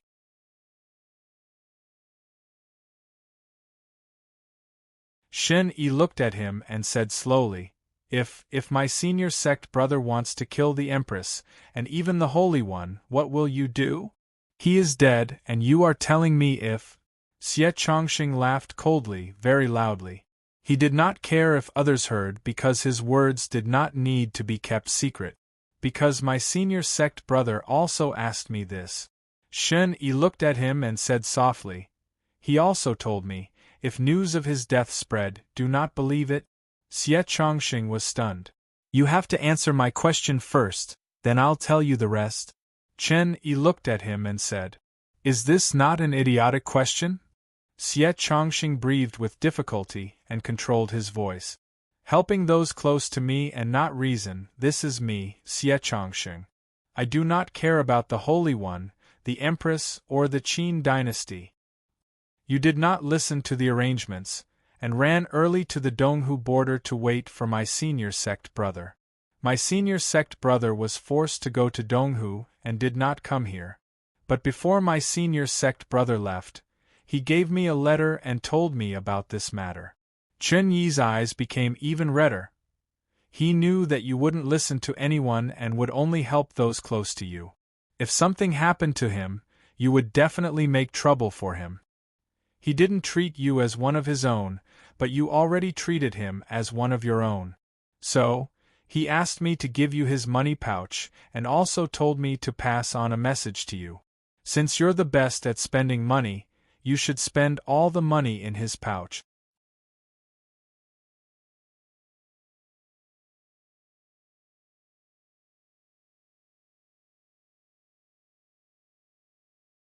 Chapter 506. Most young people in Chongling knew that Xie Chongxing of the Xie family was the best at spending money. In order to control him, the Xie family put Xie Rou in charge of supervising him. In terms of spending money, if Xie Chongxing said he was second, no one would dare to say they were first. In this bone-chilling white-hair wind, Xie Chongxing grew silent. He thought of the first time he saw Ding Ning. At that time, he had been spending money recklessly. If it is said he is dead, do not believe it. Want me to spend all the money in his money pouch? How much money could a wine shop youth have? Xie Chongxing narrowed his eyes and slowly raised his head. He looked at Shen Yi, who was holding a money pouch. He did not reach out to take it. Truthfully, he really left these words, "And my father did not have you come?" He purposely used me to spend money to forget that he is dead? Old wind means an old friend in the wind is coming. Chen Yi looked at Xie Zhongxing and inexplicably said something that didn't seem to make sense. Xie Chongxing stilled and his body started to tremble indiscernibly. In the last communication with him, Ding Ning had left the words, "old wind." He had never understood it. But now, Shen Yi was standing in the wind, looking at him and telling him the meaning of Ding Ning's words. Shen Yi looked at him and said, "Senior sect brother had me tell you these words. Previously, I did not understand the meaning at all. But today I am here to see you. Did senior sect brother predict that I would come to see you at this time before he left Chongling? No one could truly see the secrets of the heavens. The only possibility was that he predicted he would not be able to resist coming to the Donghu border. As to the old friend in the wind coming, at the Donghu border, once winter came, the white-hair wind would not stop. This was not a heavenly secret. If Ding Ning had planned this, then what was in this money pouch? Xie Chongxing did not speak. He reached out to take the money pouch in Shen Yi's hand and opened it. There weren't any real coins in the pouch, nor were there any pearls or gems that were equivalent to coins. There were only some very old jade slips, cowhide, silk paper, and other things. They were all stamped with a unique seal or sealed with lacquer or lead. When Xie Chongxing saw a few of the items, he gasped for breath violently. Because the temperature in the white-hair wind was too low, the intense inhalation caused him to cough violently, causing his face to distort. These things were worthless to most people because most people didn't even know what they were. Yet as the only son of the wealthiest Xie family in Guangzhou, he knew this was proof. Banks and gambling houses were some of the oldest businesses. Many private banks and gambling houses were not famous, but they were very old and kept a large amount of wealth in secret. This was especially true for some private banks.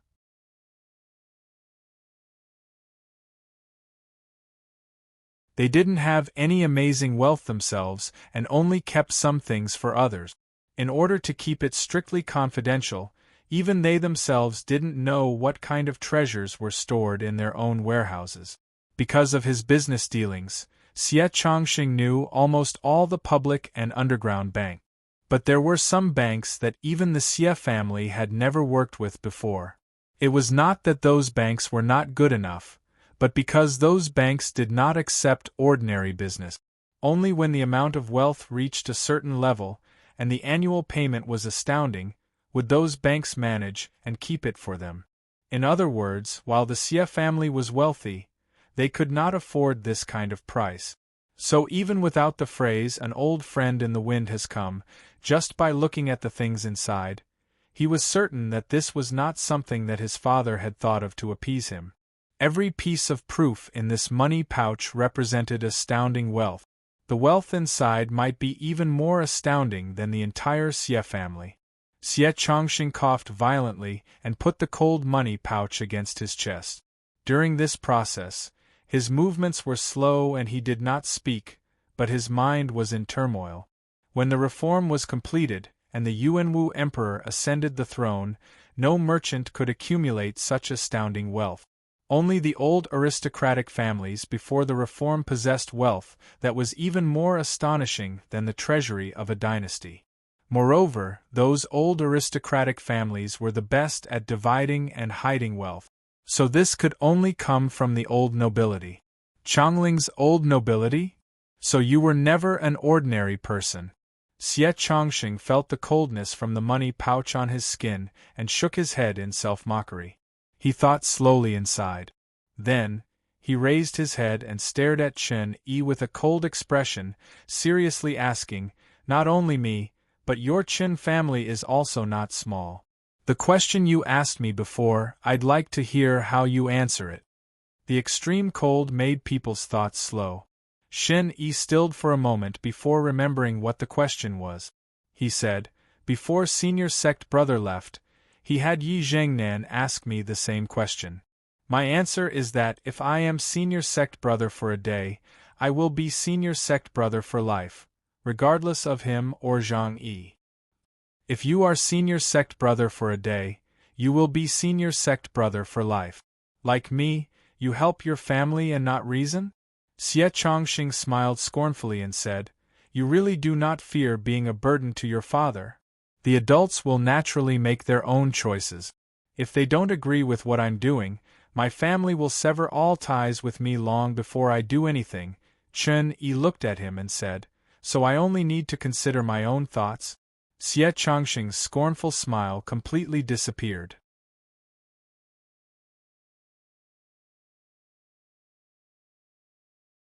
He looked at Shen Yi for a long time in the wind and then bowed to Shen Yi. He said, "I always thought that you were useless or at least mediocre. Adding on that you like my sister, I thought you were not worthy of my sister. A toad wanting to eat swan meat, so I always found you irritating. But today, I know you are not useless, and have areas worthy of respect. No wonder Shui wanted to take you as his last disciple. Now that I think about it, I was stupid. If I had known, I do not know if he would have accepted you as his disciple." Chen Yi subconsciously hurriedly returned the greeting, but when he thought of Shui Wangshu, Ding Ning and Zhang Yi, he inexplicably choked up, unable to speak. "I do not know what you think." Xie Chongqing straightened his clothes and tightened his collar with a black scarf. Then, he slowly said, "No matter how certain others are, I didn't believe that he was dead. Especially after hearing about his arrangements, I don't think he is dead." Shen Yi's heart inexplicably warmed, but his eyes were still dim. "The fish is about to come out. What a coincidence. You can make it to a big feast." Xie Chongqing turned his head. The wind in front of him made him narrow his eyes. He was best at spending money, and he had never felt that spending money like flowing water was wrong. But to spend such an astonishing sum of money, how to spend it was a problem. If even Jing Xiu thinks you are dead, but you are not dead, then where did you go? He slowly said in his heart. You were never an ordinary person. Everyone in the world thought you were dead, but no one thought you were here with me. In a spacious tent, an old woman who was meticulously boiling butter tea raised her head and looked at the young man who was quietly sitting across from her, waiting for his tea to be served. The furnishings of this tent were very simple. It would appear very ordinary if placed alone in the wilderness. Yet, outside this tent, in the cold wind and snow, there were countless tents. Her tent was the center of the countless tents outside. This old woman was the Empress Dowager of Wuji, the true ruler of Wuji. The sword manual of the Mountain of Ancestors and your arrival show your sincerity. But Ding Ning, why are you not worried that I will kill you? The old woman smiled kindly and poured a cup of hot tea into the bowl of the young person opposite her. The young person sitting across from her was Ding Ning. What made you feel that I would agree to these conditions, and that I would cooperate with you to act, especially after you did not conceal your identity as the heir to the 9-death silkworm? Before Ding Ning spoke, she added, because of some past event. Ding Ning picked up the slightly salty and bitter hot tea, slowly drinking it as he answered seriously. Past events? The old woman stilled slightly.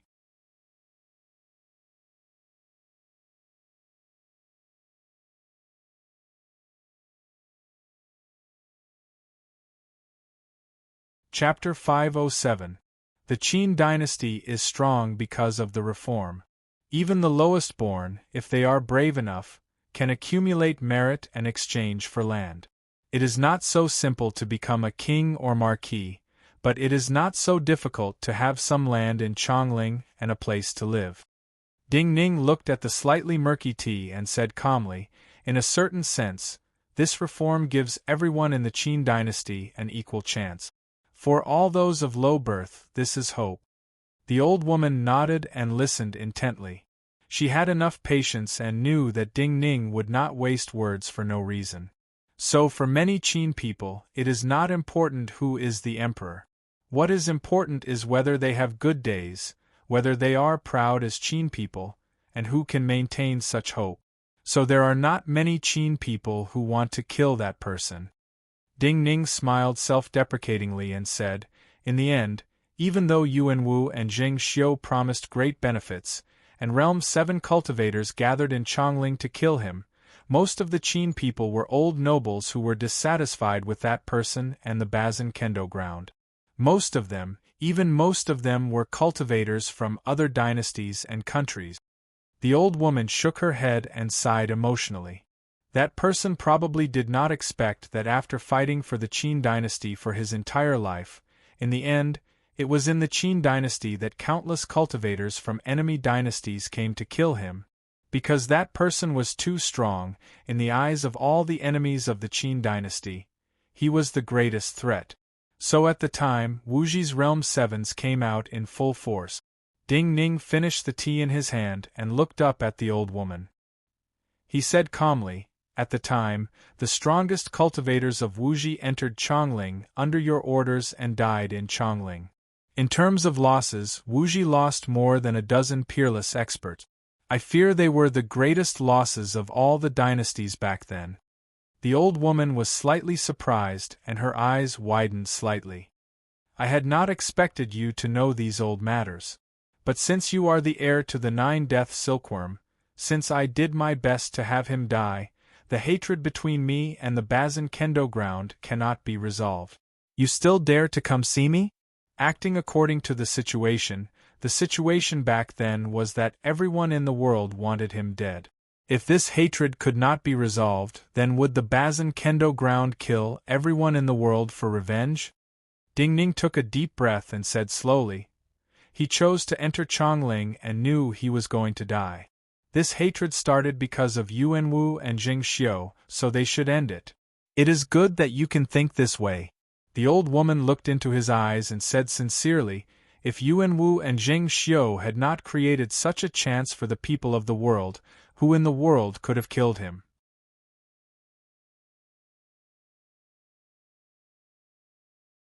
After a pause, the old woman smiled self-deprecatingly and said, but if we really talk about hatred, so many people died for him. How can it be settled clearly? Back then, everyone in the world knew that Jing Xiu wanted to use the dynasties to kill him.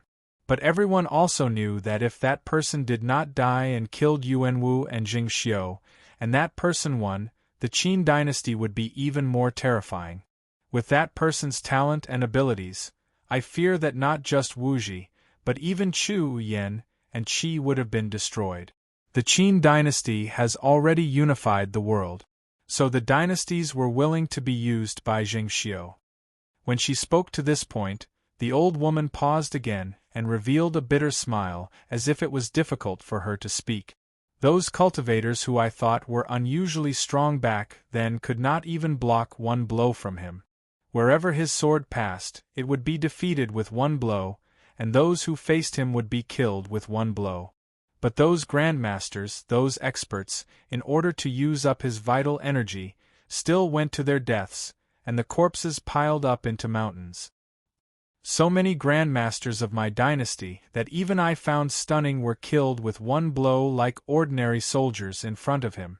Every time I mention this old matter, I still feel cold inside. Ding Ning maintained his silence and did not speak. The old woman sighed emotionally. Every time I think of this old matter, I also feel respect for that person.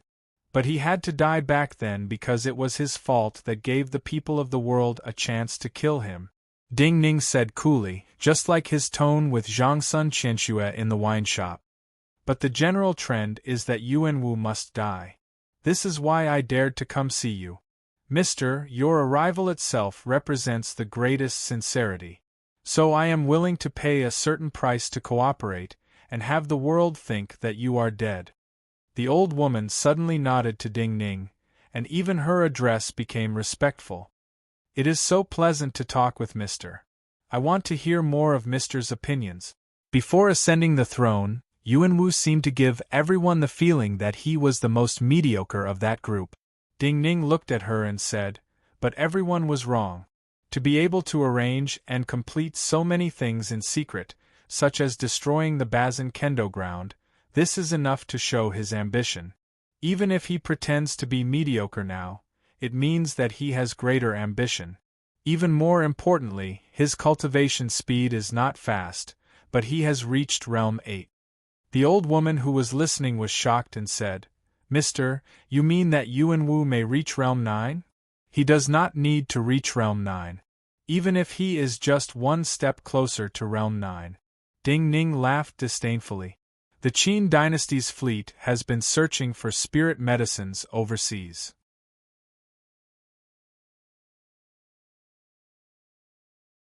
If there are some that can make his vitality stronger, and his vital energy stronger, no one in the world will be able to kill him. You should know that he is the emperor of the Qin dynasty now. If he really reaches that step, the cultivators of the other dynasties will not be able to safely enter Chongling or the center of the Qin dynasty's army. Countless cultivators will safely come to his side and gather to kill him.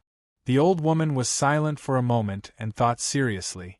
Then she said, in the future, will the Bazin Kendo ground promise Wuji? Ding Ning looked at her and said, the Bazin Kendo ground has never broken its promises, and never betrayed its friends. As long as Wuji is in the hands of our friends, we will be at ease. The old woman said with slight difficulty, Wu Lianzi is too young. You can teach him. You have a long time to teach him. Ding Ning bowed seriously to her. When she raised her head again, he had already reached out and grabbed her wrist. The old woman stilled slightly but did not refuse or stop him. She realized something when she heard the countless tiny noises. Her body trembled. The illnesses in her body that could affect her life and death, especially the area that even the best doctors in the world could not treat, were disintegrated by the small things and disappeared. A youthful vitality returned to her body.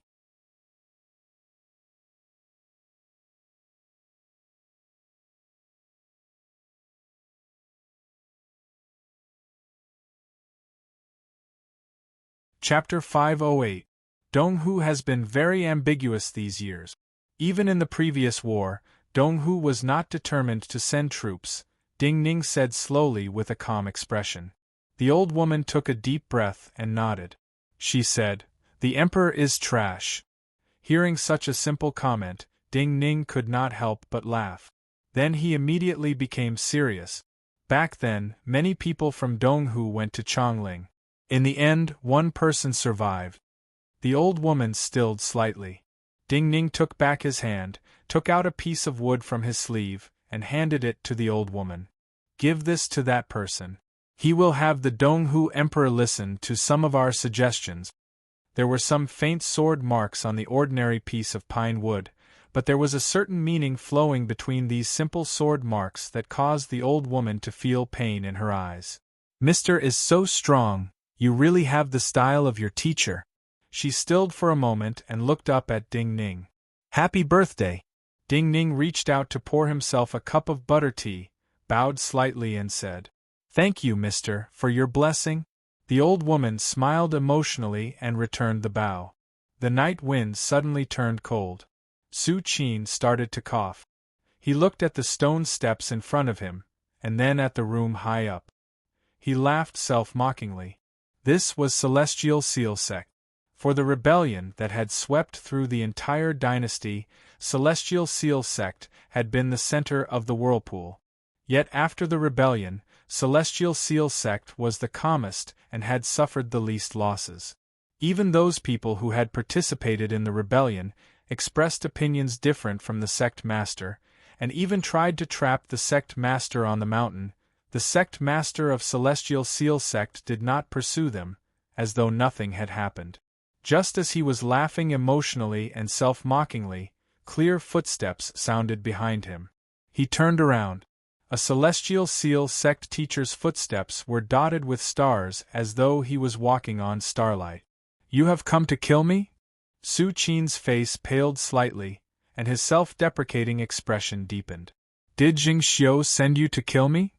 This Celestial Seal Sect teacher smiled scornfully and said, "Just now, you are looking at the mountain. You must be sighing at the spirit of important people. How can someone like you guess the thoughts of these important people?" Su Qin also smiled and said, "It's best that they're not here to kill me. When I look at the mountain, I'm not sighing at the spirit of the great figures.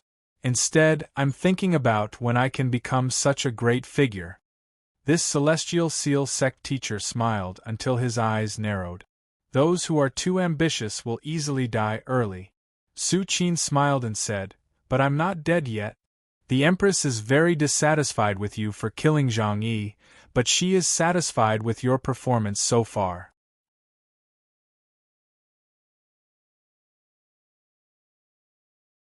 This Celestial Seal Sect teacher put away his smile and looked up coldly. "So she gave you a chance?" After saying this, he took out a yellow cloth bag from his bosom and handed it to Su Qin. Su Qin's eyes flashed with an unusual light. Yet when his hands touched the yellow cloth bag, a powerful force charged into his heart and lungs. With a pop, a mouthful of blood shot out of his mouth. Starlight flashed. Only the back of the Celestial Seal Sect teacher remained. His disdainful voice continued to come from the mountain path. "While she gave you a chance, and I cannot go against her will to kill you, you dare to speak to me with such an attitude. I can easily teach you a lesson like teaching a dog, adding injury to injury." Su Qin started to cough violently, spitting out purple-black blood clots. He knew these people did not care what he could accomplish, and only cared about Jing Xiu's order to let him live. But he still struggled to look up at the Celestial Seal Sect teacher and said, "I know you. I know your name is Han Xinghe." The Celestial Seal Sect teacher, who was leaving, raised an eyebrow. He naturally understood that Su Qin meant revenge in the future. But in his eyes, Su Qin was no different from a dog right now. So he smiled even more scornfully and did not speak. The starlight faded and the sun rose. A carriage drove out of an official residence close to the Chongling Imperial Palace towards the east of Chongling. The carriage was not fast, but as it moved towards the rising sun, it seemed to melt into the golden sunlight and step into the rising sun. The one-armed official sitting expressionlessly in the carriage was Shen Xian. Usually, the officials of Chongling, and even the generals, feared two people the most. One was Chief Inspector Chen of the Divinity Bureau, and the other was Bureau Chief Yi of the Astrology Bureau. But now, this former prison official was above the two of them, and became the most feared existence of Chongling's officials. Shen Xian narrowed his eyes. His expression was like a cat, as though he was enjoying the warm light. After traveling under the rising sun for a long time, The carriage finally turned around and arrived in front of a small courtyard. There was no rain, but multiple black umbrellas were open, blocking the sunlight and the faces of the cultivators under the umbrellas. They blocked his carriage. Shen Xian patted the window for the carriage to stop. Then he said, "I want to see Bureau Chief Yi. This is Bureau Chief Ye's private residence. She does not receive guests." A very rude voice came from under the black umbrella. Shen Xian was expressionless as he repeated, "I want to see Bureau Chief Yi." The voice under the black umbrella clearly contained a sneer. "But Bureau Chief Yi does not want to see you." Shen Xian said, "You should know my present status. In Chongling, I have the right to see anyone at any time. If you stop me again, do you believe that I will kill you?"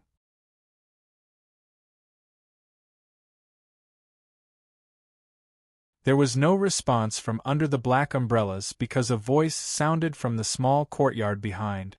"You want to see me so much, you really dare to do this? You think I do not dare to kill you?" This voice was domineering and unreasonable. Yet in Chongling, Yi Xiling did not seem to be reasonable. Shen Xian stood and walked off the carriage. His gaze passed through the gaps between the murderous black umbrellas in front of him to look at the tightly closed door. He bowed slightly and said, "Because there are too many people in Chongling who want to kill me, I have come to see Bureau Chief Yi." Yi Xiling's voice sounded with slight scorn. "Pity that I also want to kill you. After today you will change your mind," Shen Xian said. The courtyard was silent. The black umbrellas understood her meaning and opened up a path for her. Shen Xian pushed open the half-closed door and walked around the screen wall. He saw a woman in a white dress who did not seem to fit in with the gray and black of Chongling. Yi Xiling had his hands behind his back. While he was much shorter than Shen Xian, he gave off a stronger presence than Shen Xian. "The Empress wants me to live, but many people on the Holy One's side do not want me to live.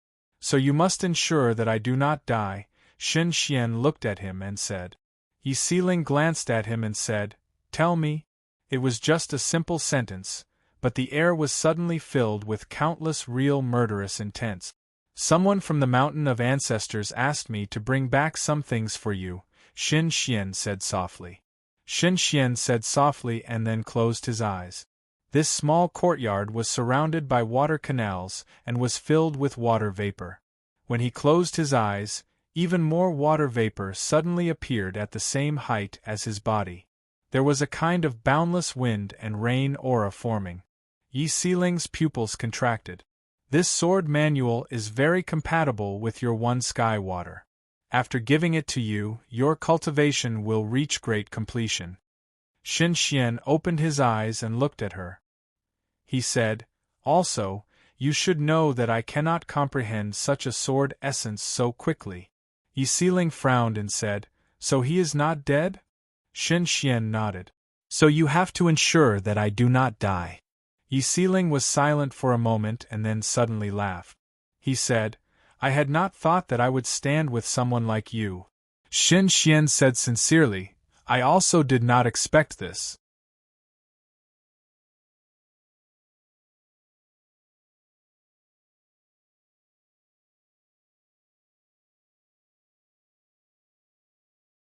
Chapter 509. Heavy Snow. An army was silently waiting in the plains. Because the snow was exceptionally large, it appeared heavy. When the snow landed on the armor, there were even popping sounds like arrows landing on leather drums. The commander at the front held 2 golden chains. At the end of the chains were 2 snow apes that were twice as tall as ordinary soldiers. When they smelled the familiar presence in the wind and snow, the 2 snow apes growled at the same time. "General Yelu, the wind and snow is too heavy. Why don't we not travel, and come to my tent to drink a pot of hot wine?" The leader's armor was also pure gold, which seemed out of place in this world. Because the surroundings were too pale and cold, the pure gold armor on his body was even more dazzling. The beams of light were like burning golden sunlight, and in the end, what was reflected in people's eyes was like a rolling orange flame. He wore a mask made of pure gold on his face, and there were several unique runes that looked like tear marks, with sparkling and translucent spots of light flowing within them. At this time, his voice passed through the wind and snow, and caused all the snow ahead to boil like a pot of porridge. "There is no need to be so polite." A faint but unimaginably majestic voice came out of the wind and snow. The boiling snow suddenly calmed, and fell to the ground like heavy lead. Only one person walked over, but the sound of the snow falling to the ground was like an army following. "I am not being polite.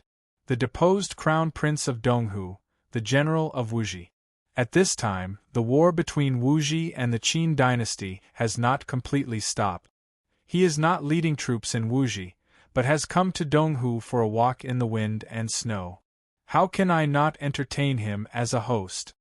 This Donghu commander looked at the man walking slowly in white fox fur and said, "I hope that General Yelut Songlong will sympathize with us and move to rest early, and not have us accompany you for a walk."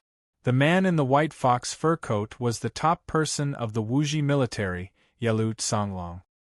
His expression was calm as he looked at the enormous army and the vast world behind the army. His eyes held an indescribable sigh, but his tone was still cold and indifferent. "The Donghu Emperor has no other use, but he is good at making crown princes. He made 5 crown princes in a row, but was not satisfied and abolished them all. The other countries only have the first prince, second prince, and third prince. Donghu has the first crown prince, second crown prince, and third crown prince." The Donghu general's tone suddenly turned harsh. "General Yelu, you fled to Wuji and became the Wuji general. My emperor did not pursue this matter, and still allied with Donghu because of the blood ties. What, you want to discuss old debts today? No need to be nervous, I just came to deliver a letter." Yelut Songlong looked at the Donghu general and smiled faintly.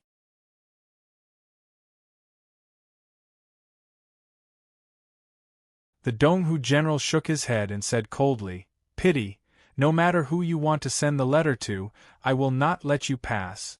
"I know." Yelut Songlong looked up slightly and smiled. "I know you will follow me, so the person who sent the letter should have already delivered the letter to that person." The Donghu general's body suddenly shook, and the golden light on his body danced in the air like golden chains. He suddenly turned around and looked behind him. In the endless snowstorm, there seemed to be an enormous and vast shadow at the end of the world. That was a mountain. In the legends of the Donghu people, they thought it was the Gangboki Divine Mountain where the gods lived. "What do you want to do?" The Donghu general slowly turned around stiffly. He looked at Yelut Songlong and said slowly, "Who do you want to send the letter to?" Yelut Songlong looked at him and did not answer. Not because he did not like this general, but because there was no meaning in answering. Even he was not familiar with that person and did not understand. There were naturally cross-shaped stairs on the enormous mountain. Every stone step that was several feet tall was covered in ice and snow that would never melt. The meridians that looked like blue and black gems carried an ancient and strange power. Not just the air, even the primal energies of the universe became thin at such a height. At the bottom of the Divine Mountain, near the grasslands that ordinary herders could feed, there were some stone caves where many true ascetic monks lived.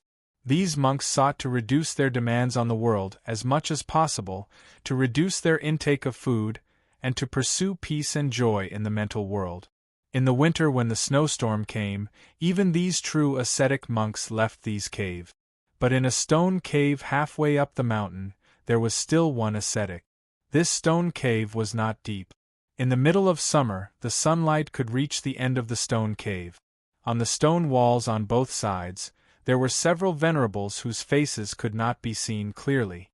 Their faces were originally somewhat ferocious, but because they had been carved for an unknown period of time, the feeling of time intertwined with each other.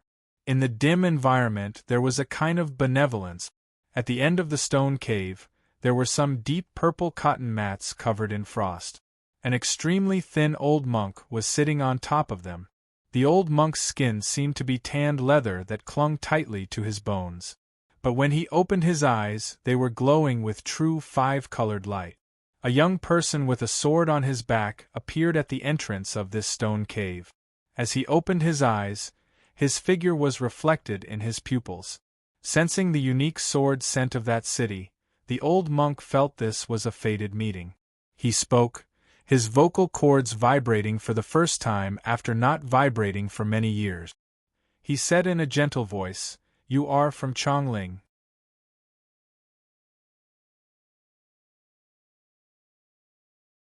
The young person bowed and said, "This junior is Li Shixing, from Chongling. I am from the Qin. Elder, an old friend of yours asked me to bring you something." "Old friend?" The old monk looked in puzzlement at the young person and asked emotionlessly, "What?" Li Shixing stood up. A piece of wood flew out of his hand and landed in front of the old monk. When this piece of wood flew through the air, the old monk's eyes shone brightly. The statues of the venerables on the two walls gave off strange sounds. Spirit energy formed in the thin air and sprayed out of the cave like a fountain. There was an inexplicable sound of metal clashing. The old monk stood up. The moment he stood up, the piece of wood stopped in front of him, after which it turned into powder and disappeared as he breathed. However, the lines on the piece of wood still existed in his eyes. "So this is the case." The old monk smiled and bowed to Li Shixing. He said with a smile, "What else did he say to me?" "He hopes that Donghu and Wuji will be on good terms," Li Shixing said. The old monk thought about it and said with true joy, "All right. Anything else?" "No." "Good." When he said the second good, the old monk's figure disappeared from the stone cave. A vast and empty presence passed through Li Shixing's body and suddenly went far away. Li Shixing had seen countless powerhouses, especially powerhouses like Gu Huai.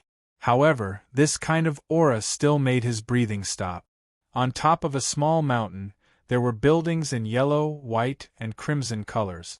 These vast buildings that pressed down on the mountain were the Donghu Imperial Palace. In many of the lower buildings of the Imperial Palace, there were countless serfs wailing under the whips, and many female slaves crying under the fat bodies of their masters. Donghu was different from the other dynasties of the world. Other than the nobility, the rest were all slaves. There were soldiers with golden spears patrolling outside the imperial palace.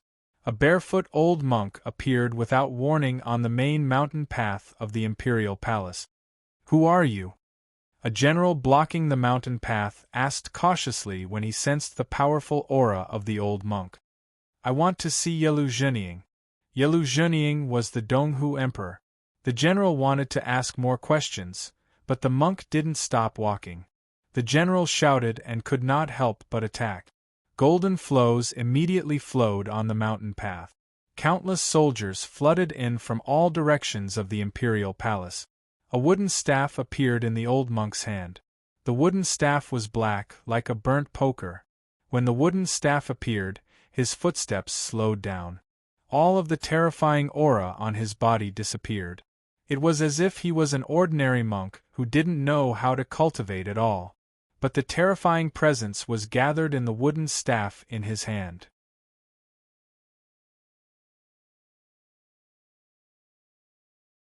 He simply reached out with the wooden staff without any finesse, and hit the people or weapons close to him. None of his attacks missed, and no one could withstand one of his attacks. No matter if it was a Realm 3 or 4 low-level cultivator, or even multiple Realm 7 generals, there was no difference in front of his wooden staff. With just one strike, their flesh and blood flew and they died. "Who are you?" No one could stop this old monk's attack. This old monk passed straight into the imperial palace and appeared in front of the Donghu emperor. Amidst the Donghu emperor's terrified voice, the old monk simply reached out with the wooden staff and knocked on the Donghu emperor's head. With a pop, the Donghu emperor's head exploded like a paper lantern. The entire Donghu imperial palace was deathly silent, like the wind and snow had stopped. The old monk turned and walked straight down the mountain path he had come from. The sword essence on the wooden seal reminded him that the true meaning he lacked the most in his cultivation was directness. If he could cross the river barefoot, why would he need to step on a floating reed? Since no one in the Donghu Imperial Palace could stop him today, he naturally had to use the most direct method. If he killed the Donghu Emperor like this, the people of the Donghu Imperial Palace would slowly learn of his identity, and that he was the strongest cultivator in Donghu. Be on good terms with Wuji. When he walked out of the Imperial Palace, he turned slightly and said to the people in the Imperial Palace.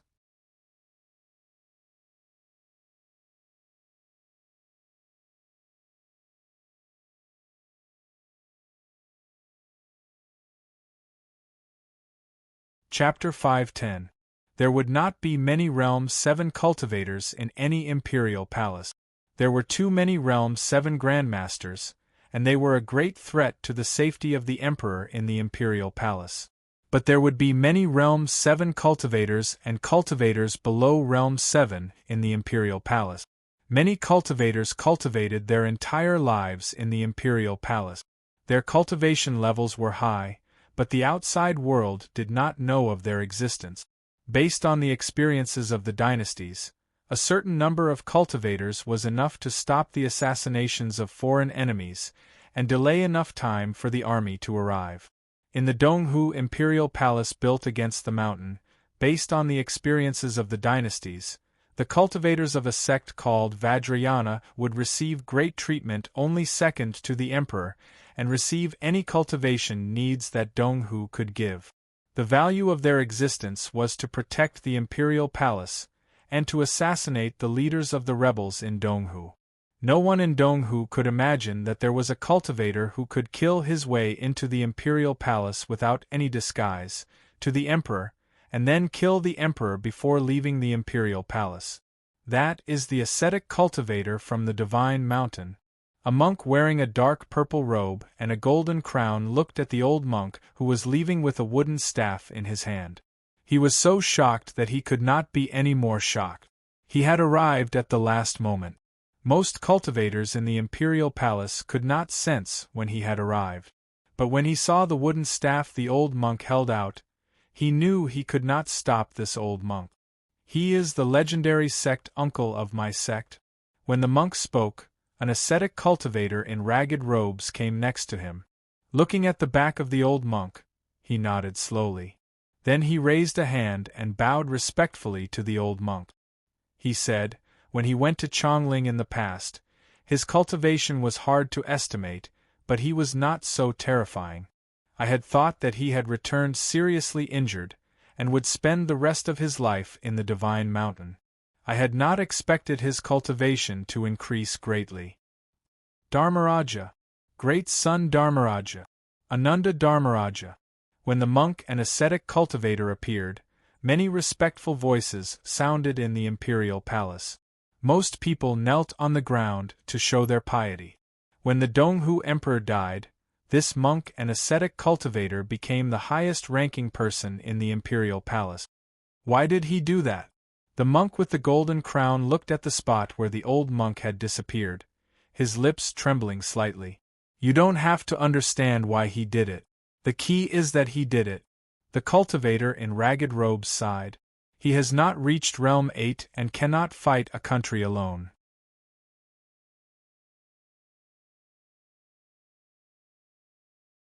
But he can do something like this because he has absolute confidence, and because Donghu has countless cultivators willing to die for Donghu, but not many willing to die for Yelu Zhenying. The monk with the golden crown remembered that he had stopped attacking at the last moment. After a moment of silence, he turned his head and looked at the ascetic seriously. Ananda, what do you think we should do? The ascetic said without hesitation. He said we should be on good terms with Wuji, so we will be on good terms with Wuji. The monk with the golden crown thought and said, Yelu Tsonglong is a general in Wuji, have him return. The ascetic cultivator nodded. All right. The monk with the golden crown relaxed slightly. He looked at the mountain path that was littered with corpses and blood. His eyes were filled with reluctance, but at the same time, he sighed. In his heart, he admired the old monk even more. He had to admit that in order to achieve such a goal, such a direct method had resulted in the least number of deaths. When the monk and the ascetic cultivator reached an agreement and looked in relief where the old monk had disappeared, Ding Ning was sitting in the Wuji Empress Dowager's tent, watching the wind and snow fall like lead. If there are no accidents, Donghu will quickly ally with Wuji, he said slowly to the old woman sitting on the thick blanket behind him. What restricts Wuji the most is rations and seal weapons. The old woman stilled and grimaced. She said, Sir must have discovered that we have been restricting rations in recent days? There is no need to save rations. Ding Ning shook his head and said, saving rations will lower morale and confidence in victory, especially after many people died in this battle and moved here. After the snow melts, rations and seal weapons will not be a problem. Sir is speaking of Donghu? The old woman did not understand. Even if Donghu's situation was as they had thought, Donghu did not have enough rations. Even more importantly, Ding Ning mentioned seal weapons. Other than some meteorites, Wuji had few mines that could make seal weapons. Donghu was the same. Even if they had obtained some seal weapons from the Qin army in the previous battles, most of them had been thrown away during the retreat. Naturally, they could not obtain enough seal weapons to equip the army through war. Normal methods, other than mines, had to have the method to make seal weapons, and cultivators and craftsmen who knew how to make seal weapons. After this winter, after the snow melts next spring, Chu will open border trade with you and Donghu. Ding Ning looked at the old woman and said calmly. The old woman sank into an indescribable shock. She was so shocked she could not speak. Most of the rations will not come from Donghu, but will be delivered to Wuji for free. Ding Ning looked at the shocked woman and said, Chu will provide some mines to make seal weapons and craftsmen.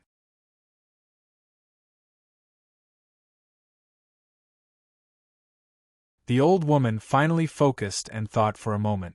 She said, but Chu's situation is not stable. With such great fanfare, I fear that even Consort Zhao will not be able to control it. Ding Ning shook his head and said, Chu will not give unconditionally. The money to provide these things will come from Qin. The old woman was stunned and instinctively said, Bazin Kendo ground? Ding Ning glanced at her and said, not just Bazin Kendo ground. The old woman was not an ordinary person to be able to control the power of Wuji so firmly in her hands. She took a deep breath and completely understood. She said, the old nobility. Ding Ning did not speak.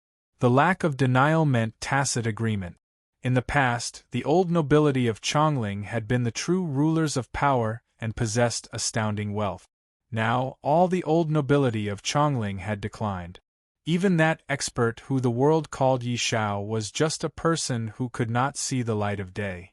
It was just that when those huge old nobles and clans were wiped out, the whereabouts of most of their wealth was still a mystery. Of all the old nobility, the two families with the greatest wealth were the Liu family and the Gongsun family. You're tuning in to the Phoenix Knights YouTube channel. Don't forget to subscribe and join us on this journey to catch the most captivating stories.